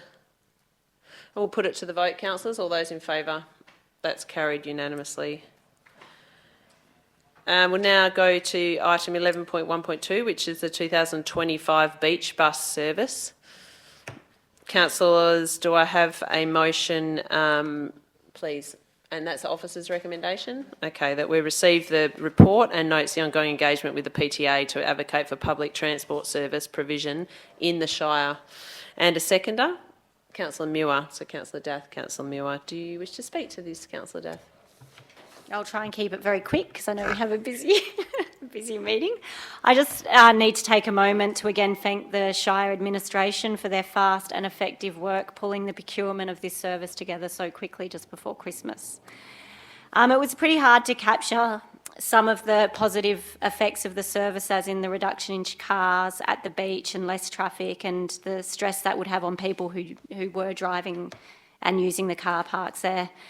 But every time I went there myself, and the conversations I had with users and the smiles on people's faces, it said it all. I think there was another group of people that was maybe not captured with the survey that happened. It was quite a big uptake with our elderly community, and it was really good that even if they were lacking in their own transportation or confidence to drive and park to the beach, they were accessing the beach very regularly during this period. So that was great. In moving forward, I just have to say that this is definitely a PTA trial is the only way forward. Or just a public transport service. I think the ratepayers and the community have already taken on enough of the costs for this, and I feel it's time that we are advocating, and I know that this is a whole advocacy movement, to link the whole Cape to Cape region up from Augusta up to Busselton and even the airport. And I'd just like to make one last comment that Roger Cook, during the election campaign, promised $14.6 million for a beach bus shuttle to Scarborough in Perth. So I think this is a hot topic of the time that we need to jump on it and demand some of that same kind of funding into the regions. Thanks, Councillor Dath. And Councillor Muir? Yeah, I can't add too much to Councillor Dath's points, but I just feel that, again, really, this area needs to be focused on by the state government. If Esperance can have public transport, then I really think we should as well across the whole Cape. So I do think we need to advocate really hard on this. Thank you. Any other councillors wish to make comment? Councillor Boland? Yes, I'm supportive of the recommendation, and it's good to see us going to the Public Transport Authority and saying, how about public transport for us? Like as has been said, other places, Busselton, Esperance, do have public transport, but it's severely lacking in regional areas and lacking in our area. So hopefully we get some positive response when we go there. The only other thing I was going to mention was Councillor Darth sent something around saying we didn't have anything in the report about the previous year, and whether we do include something in, I think it'd be an agenda item around that, just so it's more comprehensive, maybe when it gets to the Public Transport Authority. So I assume we can add a paragraph along those lines. Sorry, the CEO's just informed me that it's already been sent to the PTA. So they're aware of it. Yeah, we don't need to put it in this agenda item. So the CEO doesn't think it's a necessary. Yeah, it's been sent. Yeah, as long as they're aware that there's been 2 years that they can look at as far as data for considering this. Thank you. I'll just conclude, and I'm supportive of this. It's pleasing to see the report and to see so many respondents, and also to have seen the previous year's report, and just highlighting Councillor Dath's point around, metropolitan areas having, of course, they've got larger population, but our community also deserves to have public transport available, and particularly after an announcement from the state government recently that they're keen to have a vision for the regions, and that's development in the regions, and that must be supported by adequate infrastructure and services, and public transport is one of them. And just to inform you, Council, that the CEO and I do have a meeting with the PTA in the city on the 1st of April. So we'll it's good timely. Supportive of this motion. All right, councillors, let's put it to the vote. All those in favour? Carried unanimously. Thanks. Okay, we'll now move to 11.2.1, which is the amendment to the JDAP application, 1012 Fern Avenue, Margaret River. Councillors, do I have a motion? Councillor Binks? I wish to move the officer's recommendation with an amendment. Okay. And what's that amendment? The amendment is to condition 29, which specifies a cash in lieu of car parking payment of $24,817.49 per bay. I'd like to amend that amount to $5,705.69 as per the officer's report for 17 bays. Okay, can I just park that there? Can I just suggest that we actually... Oh, I did not mean to say that, I promise. Stop, Julie. No, I really didn't. Can we please... We need, councillors, we need a motion on the table before we can propose amendments. Move the officer's recommendation. All right, Councillor Binks to move the officer's recommendation. Do I have a councillor to second the officer's recommendation? And he's foreshadowing an amendment, right? So, Councillor Boland, you seconding that? Okay. Do you... I'll speak to the motion. Okay, speak to the motion. Thank you. Okay. I'll speak to the motion, yes. Councillors, I think this is the third time. Well, it's the third time that I've considered this, being a part of the DAP when it came out before. This is a terrific development. And I think that there's all sorts of reasons why it deserves our support. I think it's been cleverly thought through, and I'd like to commend the developers actually for the work that they've put into it. Thank you for the presentations you've given us so far. There is an issue, and the thing we didn't really talk about much this afternoon was the elephant in the room, and that's the parking. I do not consider that it's a reasonable thing for us to be expecting $24,000, nearly $25,000 per bay for the 17 bay shortfall. So I am going to move an amendment, and the amendment is to change that amount to $5,705.69. Okay, now that we've got the motion on the table, you've spoken to the motion, you're now wishing to speak to an amendment to that motion? Yes. And is the only amendment in regards to that condition 29? Can I confirm that? Okay. So, councillors, we now need to deal with the amendment that Councillor Binks is proposing. Because as we don't have, just before we get a seconder, as we don't have a screen to look at this evening, can you just please read out your amendment so council is aware, and then see if you get a seconder? Thanks. Okay, and in condition 29, the words of $24,817.49 per bay are amended to read $5,705.69 per bay.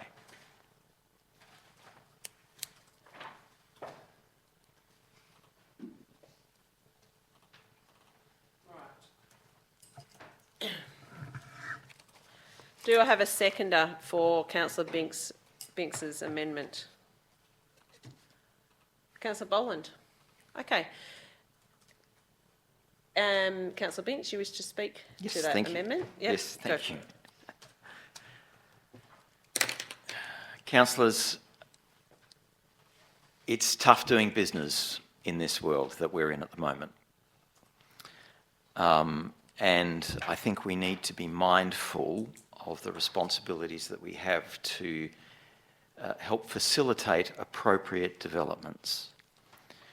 I believe that to charge the nearly $25,000 per bay is unreasonable, and my reasoning for that is because that includes the value of the land. However, if the development goes up and then goes belly up for some reason, we don't recoup that, or they can't sell that. We can't sell that back, or they can't sell us back that value of the land that's been put into parking. So I think it's unreasonable for us to charge the nearly $25,000 per bay. We do have, the figure that I've quoted represents the staff's estimated construction cost per bay, and I think that's a reasonable thing to charge. So I would like to suggest that to help facilitate this very good development, if this is the deal buster, then we should be charging a lesser amount, something that's reasonable. So I'd seek your endorsement of that amendment. Councillor Boland, do you wish to speak to that?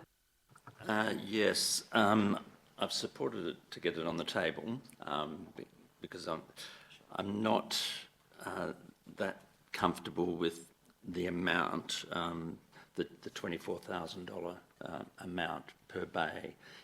It does seem somewhat excessive, but I believe that's been calculated by reference to our scheme.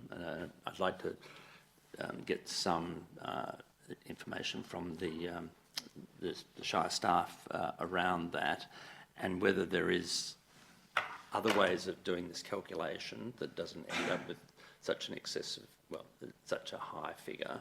I know there's questions around the equity that others have paid in the town centre for parking shortfalls, and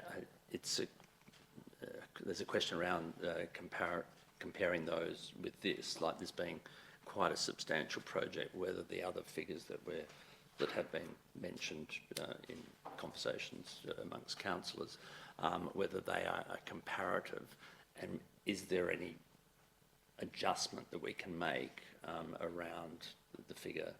Like we could just go with what Councillor Binks is suggesting, the 5,000 approximately, that having that one component. It's this other component around the value of the land that is a bit concerning to me.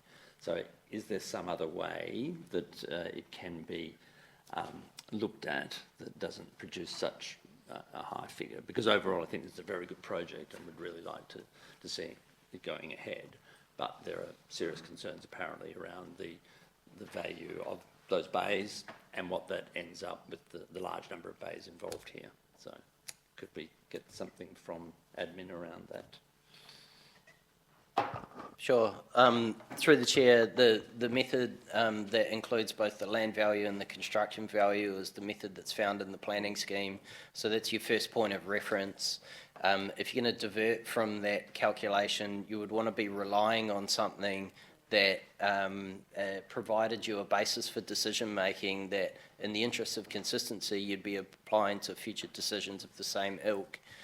I think if you're looking at an alternative methodology, the most common one is directed by the development of a comprehensive parking plan that identifies how parking is going to be supplied, how much it's going to cost, and determining the proportionate value of a bay through that mechanism. We don't have that here, and we also don't have any indication about where the alternative cash and lieu bays may be supplied. So in our view, it's most appropriate to charge the land value component. If you're looking at say the $3,000 component that was proffered, we're not going to get past the design phase for that amount of money. And if we're talking about actually realising car parking bays, I guess, somewhat tokenistic. I think if you are looking at an alternative method of calculating without having a parking plan and without using the mechanism and the scheme and trying to come up with some sort of a compromise value, it really is just a process of speculation or horse trading to arrive at a figure. So, I can't say what that might be. Yep, done. It provides some feedback, but I suppose we really have the two alternatives before us tonight. So it's plumping for either one of those, it sounds. Otherwise, it's a bit more. Well, would be going to horse trading if we were trying to adjust things. It's probably better to be more principled around the decision, even if it becomes uncomfortable. But thank you for that.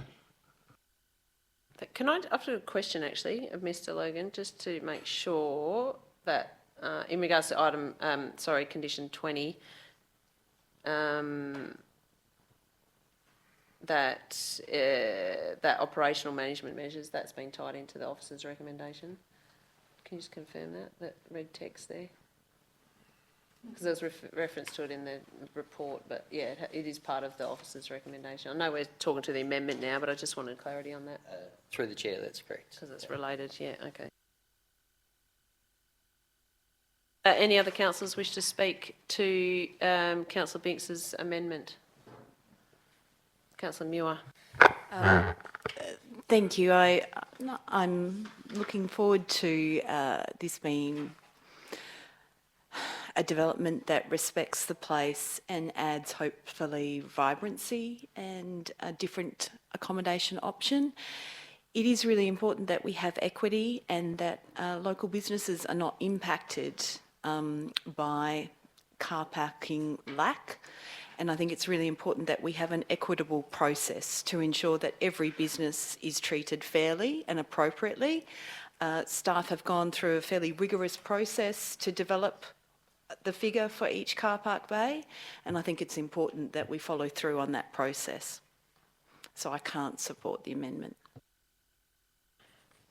Any other councillor wish to speak for or against this amendment? Councillor Dath. Yeah, I do support this development in its principle, and I love the idea of having a net zero hotel. But when you speak of positivity with community, you need to, respect everyone that uses these spaces and the costs that it has on them, not just monetary, but all the other, stresses involved. So it's the surrounding businesses, when this was consulted on in the beginning, were very concerned about the lack of car bays. And, I saw in the plan that there was an option for having more car bays on site. It would mean losing a couple more trees, but at the end of the day, they're only saving 4 trees anyway. So I'm hoping that, I'm not supporting the amendment, because I feel that the sum that the Shire has come up with is the exact same mechanism they've used for other developments in the same area, and we need to maintain that. And I know that they're developing a car parking strategy at the moment. I'm really looking forward to seeing that. So the costs as well. I also think about car bays in the way that it's not just a one-time cost. Car bays cost every year. They have to be maintained. You have to pay rates on that land. You have to pay land tax on that land. So, $5,000, $6,000 per bay in a one-time payment just doesn't cut it. It's just not near enough, as that would be maybe 2 years worth of what that car bay would to be maintained once it was actually finished. So the JDAP didn't, recommend to go ahead without some car parking in lieu. So I agree with the Shire recommendation, and I don't agree with the amendment. Thanks, Councillor Dath. Well, I'll speak about this amendment.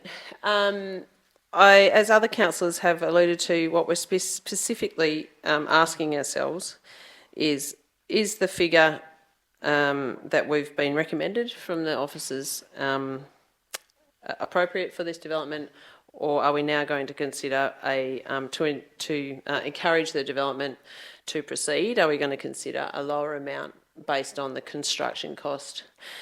I think it's really an important part in my decision making as a representative of the community to consider.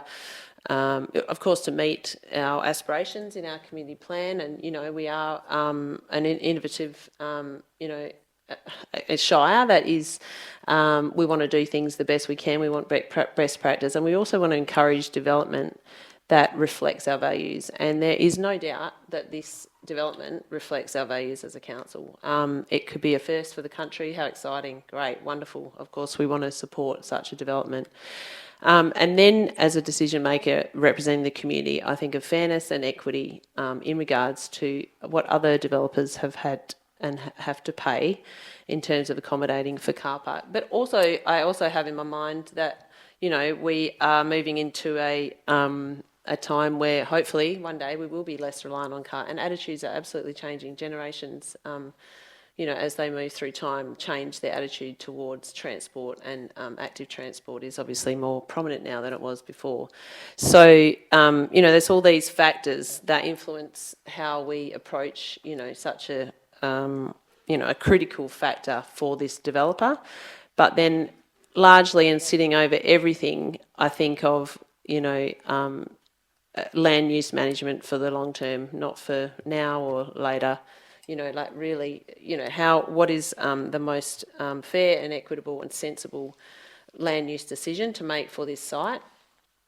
And whilst there may be operational measures that can encourage people to not be dependent on cars, the fact is that we live in, and, alluding to our previous item, we don't even have public transport here. We've been, quietly advocating to get a bit of fairness in the region, to have other services to get people around, and we'll continue to do that. So I think whilst absolutely support this development, I can't feel comfortable that we should give such a large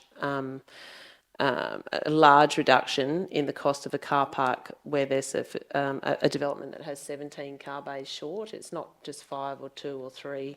It's a significant amount, and I'd be really devastated, and it may well be the case that the development doesn't occur if the developer can't afford to pay the $421,000 that's linked to construction cost and land value of these car parks that every other business has had to cough up in our Margaret River Main Street area. So unfortunately, to that end, I cannot support such a reduction in the car park cash in lieu component of this development.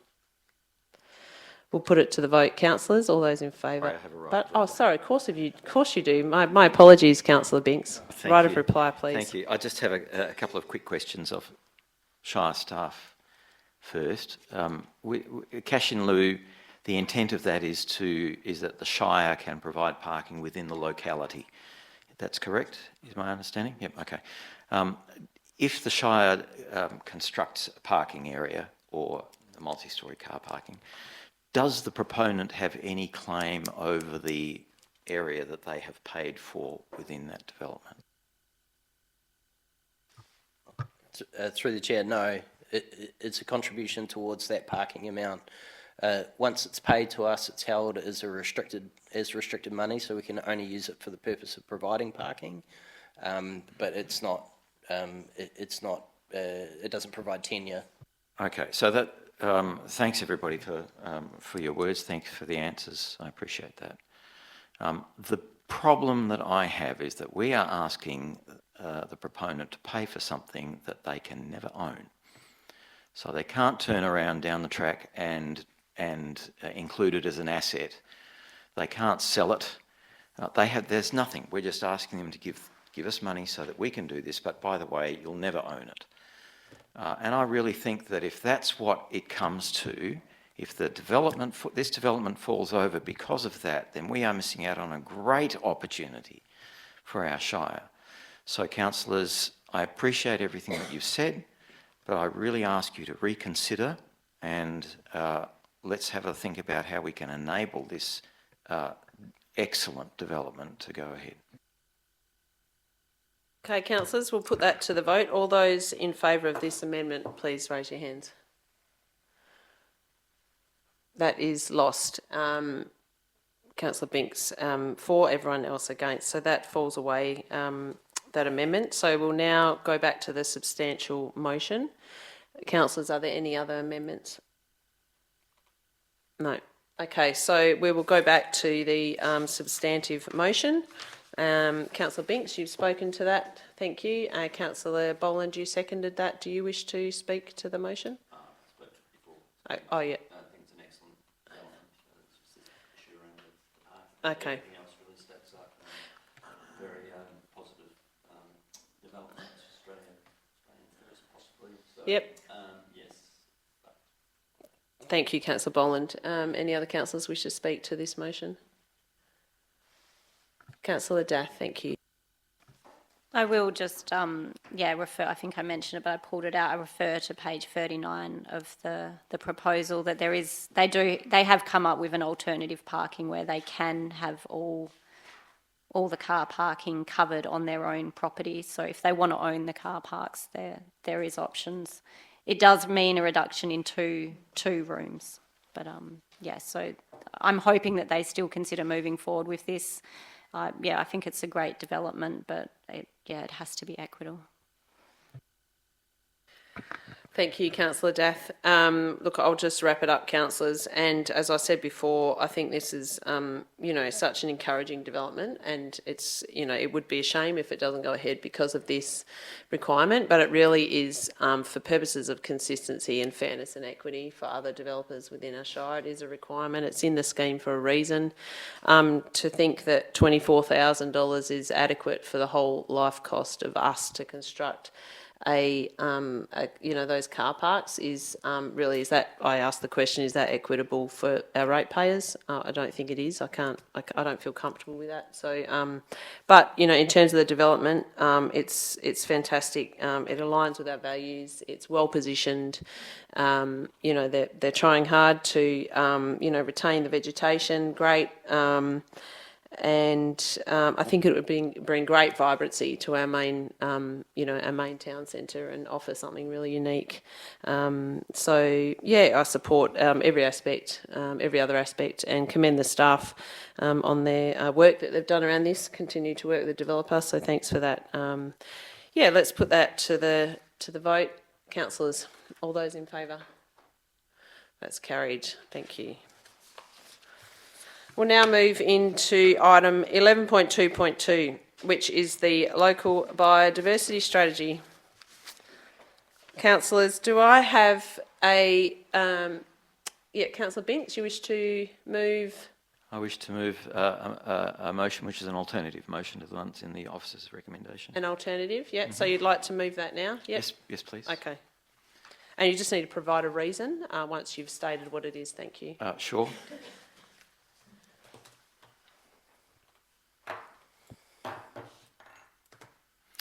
The motion reads, the council adopts the climate adaptation plan for the purposes... Hold on, this is the biodiversity strategy we're dealing with, Councillor Binks. Oh, I'm just thinking green at the moment. I don't have a alternate motion to move, so... All right, so councillors ask again, do I have a councillor to move a motion in regards to the local biodiversity strategy? Councillor Dath, to move that? I'll move to defer this to a different meeting. Okay, hang on. So we need a procedural motion, and it's a mover and a seconder, no debate and a vote, but we need a reason, and it's probably diligent of us to have quite good text around the reason for deferment. So if you could... I didn't have time to write any. Did you? Well, the staff can assist you if you wish. Yeah. If you just articulate to potentially one of the planners what your intent is for the deferment, then they can help articulate the text. Yep. Yeah. I think considering our discussion this afternoon and the questions and the deputations that were raised, I really commend this strategy, but it's really important that we do have everyone who's affected to understand and I guess have an ability to consult and feel that they have been consulted and heard. And I think it's really important that we defer this to ensure that there is that opportunity. So I would like something within the deferral that we can ensure that people have had a chance to read it properly, to I guess give us their feedback, and that we can identify any of those concerns and address them. So do you want to put a timeline on that? It might be a good idea for it to come back to us. Yes, I think it needs to come back. It is so a CEO KPI. I think it needs to go to the community for a workshop or some discussion, and I guess identify those, where are the particular concerns and how do we address them? Or just take a minute, we'll just get some advice to help you. June. So if it can come back to council by June, and I guess if there can be some way that we can have an open workshop or incorporate people's suggestions. Some advice around that. Yeah. Can I maybe suggest on advice from CEO that we have that it's stated that for further community consultation, and then that allows the staff to Yeah, to see what that looks like, but then it comes back to council. After that, however that looks, if it's, you know, quite different or not or whatever, at least there's been that consultation, of course, that there's been. So is that text?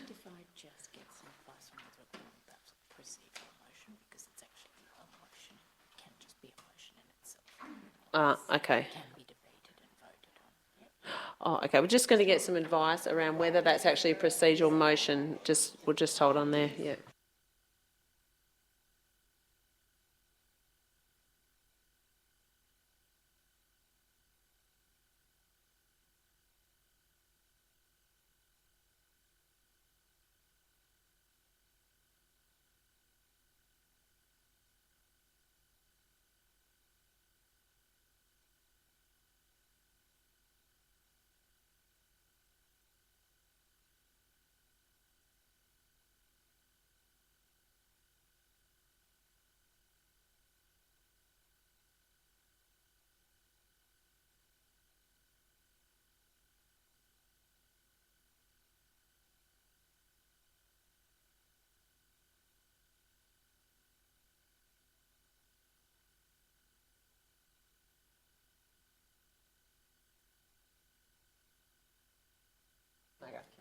I've just. Okay. Councillors, it's actually, I've just been advised that it's actually an alternative motion. It doesn't need to be a procedural motion. So an alternative motion for further community consultation and for it to come back to council in June 2025. So are you, as a mover, happy with that alternative motion? Does that meet the intent? Yeah, and Councillor Muir as a seconder?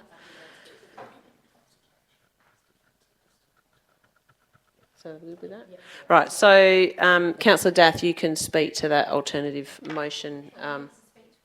Yeah. We get to debate it, so go for it. Yeah, just after the workshops that we had today and the deputations and all the public questions that we had around this, it became aware to myself that even though this did have quite a few different stages in community consultation, it was not easy to find on the website, and there were just a few issues, and there may be a couple of statements in there. There might just be a few, a bit like the climate action plan, where adaptation plan, sorry, I get those two around the wrong way sometimes, that just need to be better clarified in the document. And I feel like, yeah, with the amount of feedback that we got, it's a good idea to do that. Yeah. Councillor Muir? Yeah, further to that, I think there's been a bit of a communication breakdown, and I think it's really important, and I really thank everyone for coming today and for sharing with us your concerns, and I think it's vital that we listen to that and that we act on it, and we do ensure that we go back and see where are the concerns, where are the issues, how can we address that. Let's come up with something that everyone can agree to and feels that will work. I've just got a question. Just reflecting on what the motion was, because there was a consideration of a portion of the biodiversity reserve funding specific actions in the next year's budget. If we do this deferment, would there be any financial contribution in the budget or a line to be able to enable council, if it's, you know, we're looking at June, will there be the ability, without the strategy endorsed, to be able to put money into next year's budget for biodiversity purposes?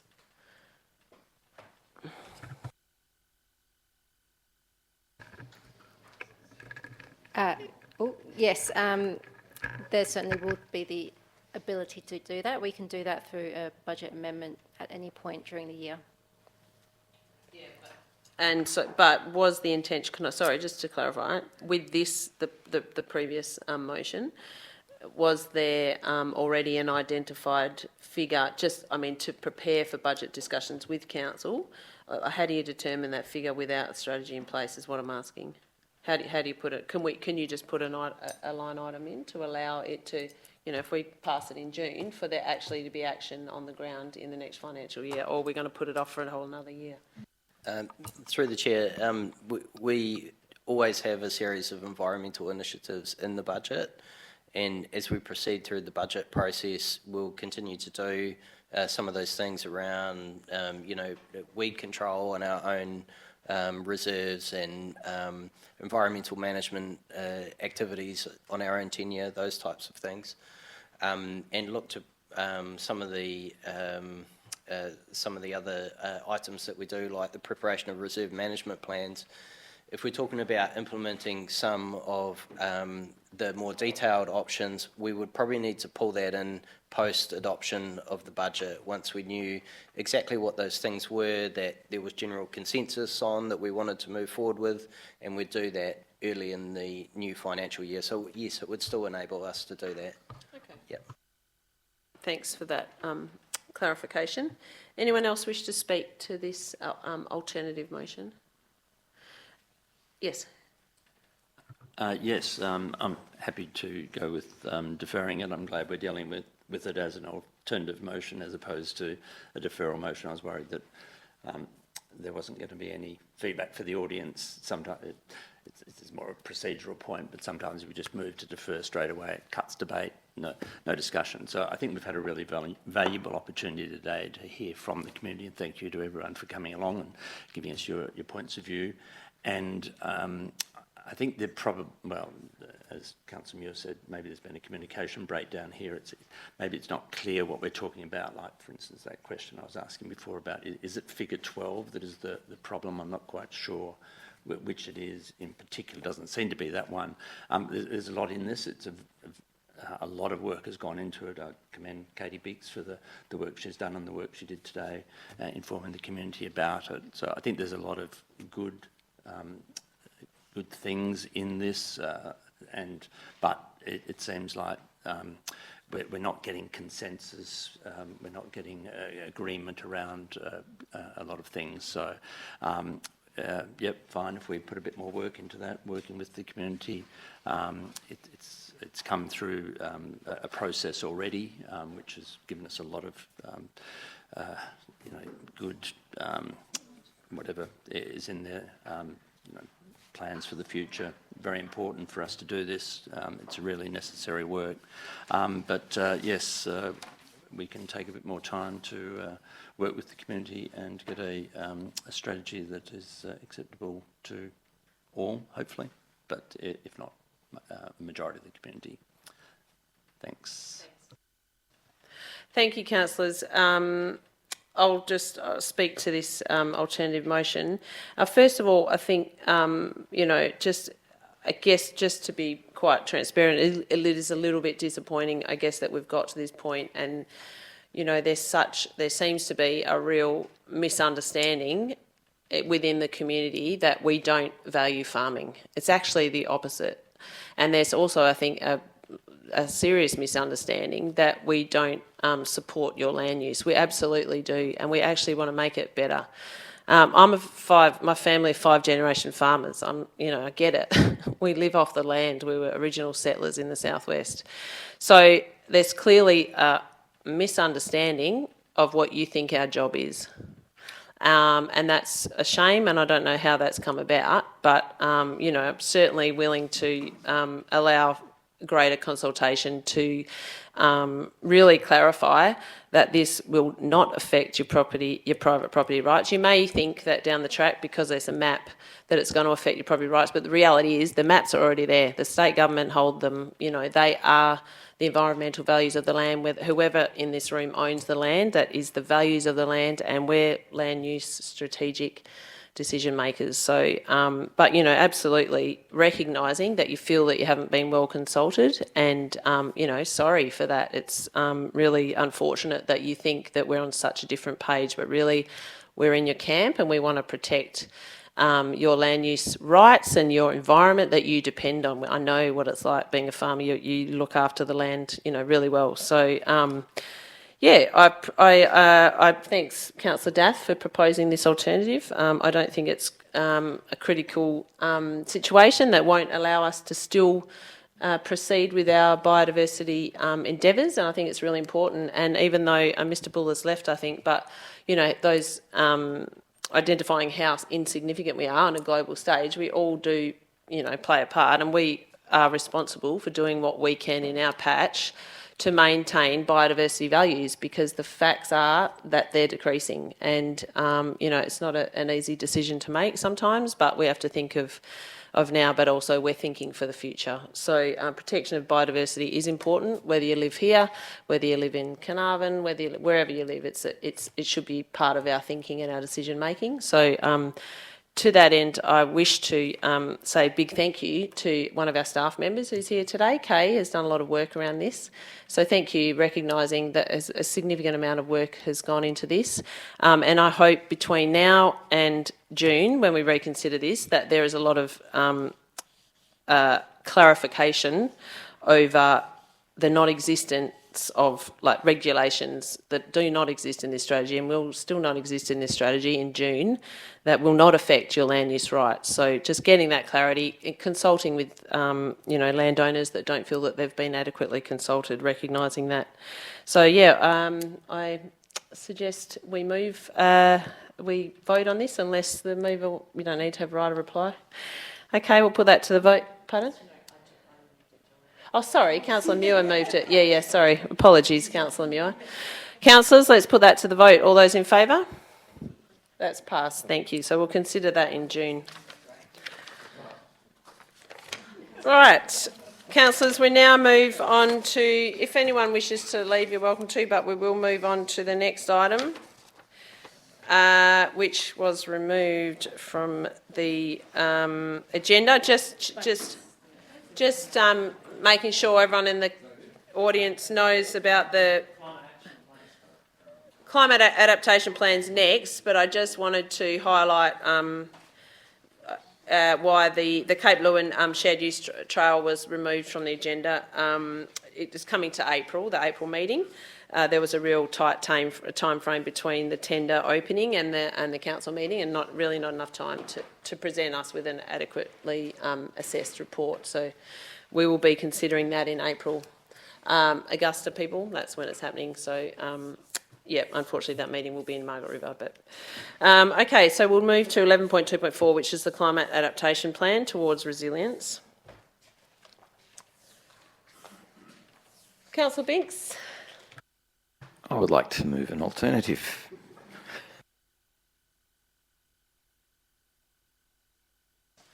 If you could read that out, please. I will read Councillor that out. Binks. Which I've emailed through to you, Emma, anyway.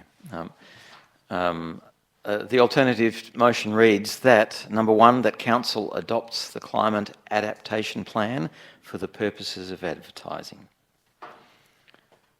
Okay, and number two, that Council requests the CEO to undertake a review of the Climate Action Plan, or CAP1, in the 2025-26 financial year to clarify the responsibility, intent and wording for the projects within the plan, and advertises recommendations from the review for further community consultation. Can you read that last one again, please? Yeah, the last one reads that Council requests the CEO to undertake a review of the Climate Action Plan, or CAP1, in the 2025-26 financial year to clarify the responsibility, intent and wording for the projects within the plan, and advertises recommendations from the review for consultation. Okay, is there Would you like a reason? Yes, please. Okay,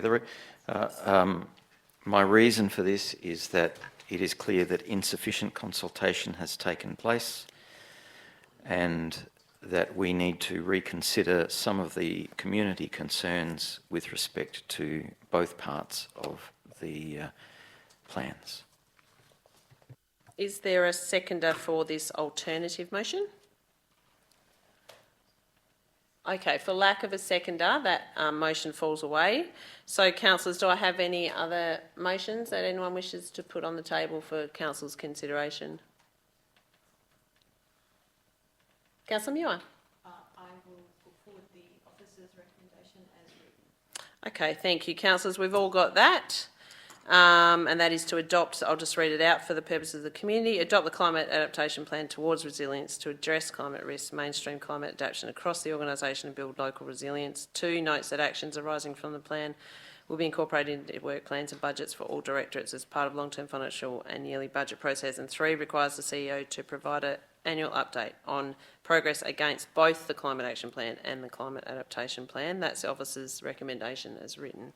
Do I have a seconder for that? Councillor Dath. Councillor Muir, do you wish to speak to that? We've had a number of deputations in regard to this, and this is principally about getting the climate adaptation resilience plan forward and onto the table. I think it was eloquently raised how water is a #1 issue that's been identified by our community, and there's considerable concern about adequate supply of water by our community. We've had 30% less rainfall year on year from the 1970s, 80% less groundwater. We are all aware of increased fire risk. In the summer season, there were 74 fires in our area. There's an ongoing increase in risk to our population. As decision makers, it's really important that we're strategic and we address risks to our community. I think we all recognise the risk that bushfire gives to our community, and it's important that we consider emergency management and prudent financial management, considering insurance costs and water management and efficiency. This plan addresses those concerns. We have gone back to the community, and I think that's been really important at, again, looking at valuing farmers and examining how they are actually farming sustainably and how we support that. So I think it's important that we look at what is the situation we find ourselves in, where we are facing already these impacts, and how do we ensure that for the future our community can flourish and that we can farm and recreate here for as long as we can. Thanks, Councillor Muir. And Councillor Dath, do you wish to speak to this motion? Yeah, I will just quickly. This was originally on the agenda in, I believe, December. And then we deferred it to go back to consult with the community and make changes, which we did. And today, I don't feel we heard anything that said that we hadn't done that and that there was more to do on this adaptation plan. So I'm happy to see it back on the agenda and back in front of us today to endorse. And I support the endorsement of this plan. Thank you, Councillor Dath. We were not consulted. There was an I refute that you come back to community to consult. That's rubbish. Are there any other councillors that wish to speak to or for or against this item? Councillor Boland. Sorry, Mr Baxter, you can't actually just talk to council in this space. It's not actually able, you're not able to do it, I'm sorry. All right, you've stated you've made a deputation, and unfortunately this is where we're at, we need to make a decision. Councillor Boland? Yes, thank you. I'm speaking in support of this. I support what we're doing here. I think it's necessary work. It's something we've been doing since 2019, so it isn't new, and I think we have consulted extensively. We did have it before us in December and then deferred it. There's been some changes to, well, the name of the plan is one, and then there were concerns around particularly how this spoke about farmers, and we're not disrespecting what farmers do, and we know that we get our food from them. They do great work looking after their land and looking after the environment. So this is not anti-farmer at all, and it's a concern that sentiment has been coming through, and hopefully we can deal with that in some way, whether it's by dealing with the biodiversity strategy, whether it's dealing with an agricultural policy. I think farmers need to know that we are supportive of what they do and value it highly.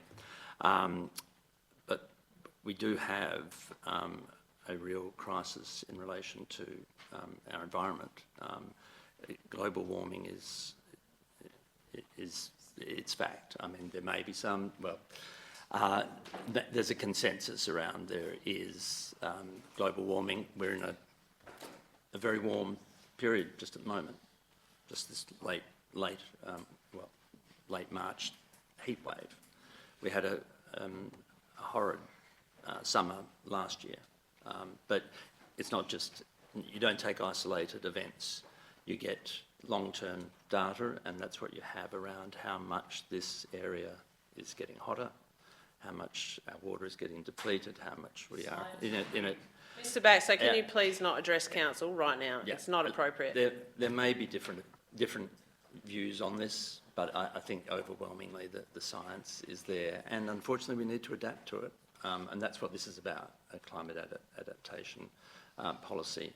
And even if we are, 1 millionths of the planet, I'd still rather be doing something about it. And as Mr. Lane said, it's even it comes down to individual level. But this is what we can do as a number of people on the planet. What have we got? 2,000 square kilometres. We're a significant part of the planet, even if we are only that 1 millionths.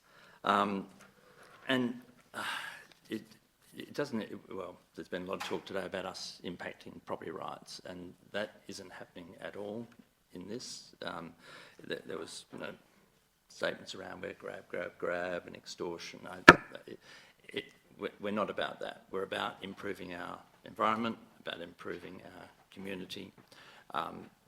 We got a very good presentation before from Katie Biggs that was around the biodiversity strategy as well, but it's good financially as well. The dollar that you spend on prevention, adaptation, saves many dollars. The figure was $13. So it makes sense financially. It's a good thing that we are doing. It's been a lot of good work by the community and the administration. I think and we have deferred it. It's been 6 years. Seems like 6 years in the making. We've already deferred it. I think we've changed. It's time for us to move on. Thank you. Thanks, Councillor Boland. Does anyone else wish to speak to this item? Councillor Binks. I would like to speak to this item. Thank you. Before I start, I do have a question, though, if I may, through you to our governance guys. A moment ago, I sought to move a motion to have this particular item endorsed by council and then endorsed for advertising. If I was to move an amendment to include the second part of that motion that didn't actually become a motion, would that be considered acceptable? Can you just remind us what that was? It was to do the consultation on part one. Yeah. The rest of the text, please. I'd like to know exactly what the text is. Okay, so this is the part of the question, if it's acceptable or not. It would be that council requests the CEO to undertake a review of the Climate Action Plan, or CAP Part 1, in the 25-26 financial year to clarify the responsibility, intent and wording for projects within the plan, and advertise recommendations from the CEO's review for consultation. So the question is that an acceptable amendment?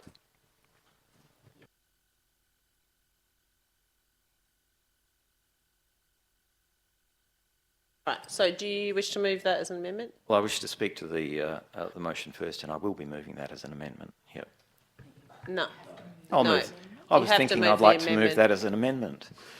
Yeah, you can do that. Yep. So do I have a seconder for that amendment? Sorry. So the amendment is that those words are added as well. So, but how does that impact Part 3, which requires the CEO to provide an annual update on progress against both the Climate Action Plan and Climate Adaptation Plan? Is that still okay? Yeah? Okay. Yeah. All right. So, okay, Councillor Binks, to move that, is there a seconder for that amendment? Oh, come on, guys. No. Okay, so that's for fail of a seconder. That doesn't get up. So we go back to the primary motion. Councillor Binks, do you wish to speak to the motion? Yes, I'm going to speak to the motion. Okay. A moment ago, we made great points, or there was a lot of emphasis placed on the lack of communication that there's been with the community, and that the farming community have felt miffed. Not just the farming community, but others have as well, and I couldn't agree with them more. I feel that when we do regularly review those two, COP Part 1 and Part 2, that then we may have the opportunity to address some of those miscommunications. But what I want to say is that this is serious stuff that we're dealing with. This is the climate that we're dealing with. And we need to do this not just right, but we need to have the community 100% behind it. And currently we don't. So I do oppose putting this one through when we know that it's just not been consulted effectively, and look forward to when we have those reviews come through. That's really all I wish to say. Thank you, Councillor Binks. Councillors, I will speak in support of the officer's recommendation. Do you have a question? Just a quick question. Okay, yep. Just through the chair to the director, I'm just curious, how many times have you met with community groups in regards to, since December when this came to council, how many times have you met with community groups or individuals roughly in regards to this item? Through the chair, just once. Yeah, I went down and met with some representatives, and we just talked through basically the process and how their interests might be represented in the council forum. So that was it. Okay, I'll speak to this motion, councillors. And just in regards to Councillor Binks's comments about this being a serious issue, well, it really is actually. You know, climate change is in our face, and as a governing body of individuals that's been selected by our community to represent them, we will never please everyone in our community, unfortunately. And we always consider in our decision making what is the decision for the greater good. So I consider this one particularly, just remembering also that this plan does not take away land use rights from anybody. As our staff member presented to us previously, Katie Biggs, that this is a guiding document. It's not telling anybody to do anything. It's actually preparing our community in the face of the changing climate that we are, you know, that we will be facing, and it's about building community resilience. Obviously, it's in the term and in the title of the plan. So I feel quite, you know, really supportive of this motion in that it has been something that's been in the process for a long time. In regards to the Climate Action Plan, pleased to see that the CEO will be providing an annual update, and also recognising that that Climate Action Plan was done at a certain point of time. And, you know, a lot of those actions have been done, but of course it's still, you know, sitting in the background. But it really informs, well, what it does is identifies what are the issues and where are the ways that our community, like, you know, our organisation, yes, we're doing what we can, but how can we help the community, not legislate or statutorily require the community, but how can we help them be more resilient in the face of the changing climate?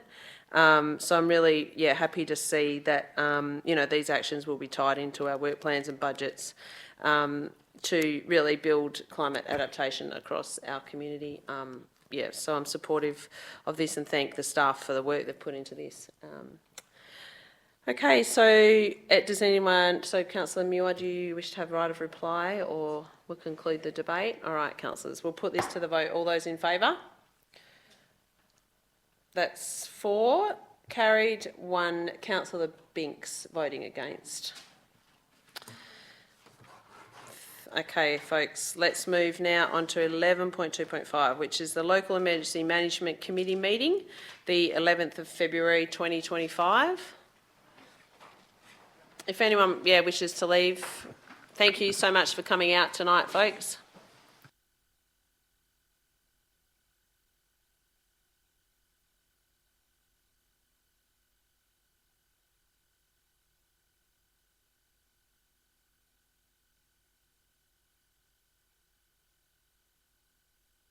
Now, let's keep moving, councillors. It's 8 o'clock. The next item, as I said, is the LEMAC minutes. Do I have a councillor to move a motion? Councillor Muir, Councillor Boland, seconded. Councillor Muir, do you wish to speak to that? No, thank you. Just as written, thank you. Councillor Boland? No? Okay, if there's no one to speak against that, we'll put that to the vote. All those in favour? That's carried unanimously, thanks. And we've also got some minutes from the Audit and Risk Management Committee, 11.3.1. Any, who wishes to move a motion there? Councillor? Councillor Dath, the officer's recommendation? Yep. And Councillor Boland? Councillor Dath, do you wish to speak to that? Councillor Boland? Just one thing that occurred to me when I was reading through them was that we didn't acknowledge that it was the first time we had community members there as part of the committee. I don't know whether we should acknowledge that in the minutes. Fairly significant change to things. I mean, it's not essential, but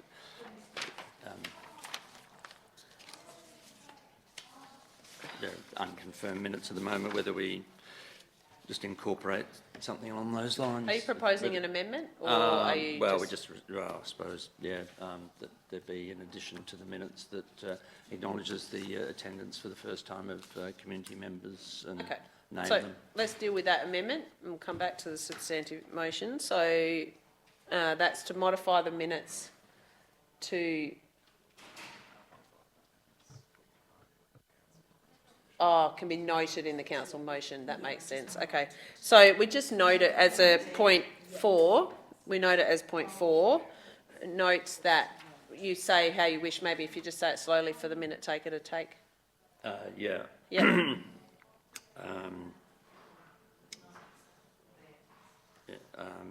No. I suppose, sorry, I'll come to it.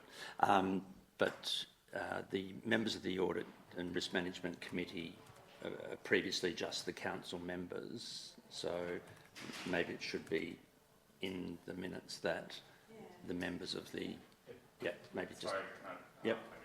It is noted in the minutes there were two independent members. Yes. Oh yeah, through attendance. Yes. Yes. Yep. So is it necessary? Do you think? I think it probably should be said that they've been added to the committee because they're not. We shouldn't be putting that, sorry. Yep. If we want to note that in the council resolution. So, yeah. Yeah, so the minutes can't be modified, Councillor Boland. All you can do, if you wish, is to add an extra point that recognises in the minutes that there were members of the public for the first time. Okay, so how about we do that? In our minutes, yeah. So is that addition? So 4, this is the amendment? That council acknowledges that the meeting of the Audit and Risk Management Committee held 26 February 2025 was the first attendance at an Audit and Risk Management Committee meeting of the 2 community members who have been added to the committee. Okay.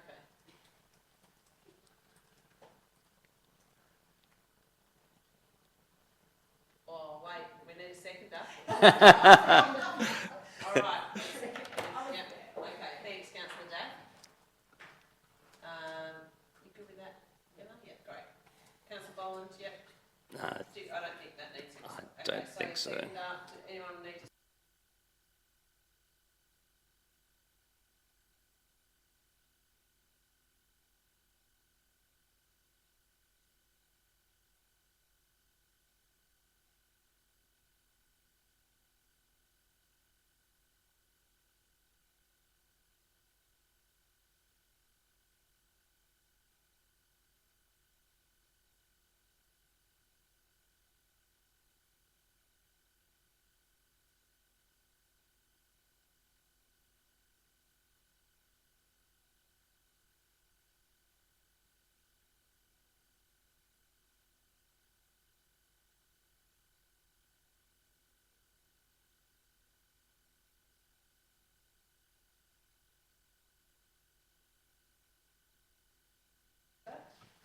Just that I think it's a well-presented document. I think a lot of good work seems to have gone into it. Well-written, clear. So I commend it. Thank you. Thank you. I'll just say that, I'm really pleased to see this policy. It was a great briefing that we had from the officers, identified in our previous audit. Great that we've ticked that box off tonight. So, great work, people at the staff, within the staff of the Shire. Thank you very much. Let's put that to the vote, councillors. All those in favour? That's carried. Right, we now go to 11.3.3, which is the list of payments for February 2025. Councillor to move a motion. Councillor Muir moved and seconded by Councillor Boland. Do you wish to speak to that? No, Councillor Boland? No, if there's no one to speak against that, so that, just to clarify, that is the officer's recommendation that we're moving. And we'll put that to the vote. All those in favour? It's carried, thanks. Now, 11.3.4 is the financial activity statement for January 25.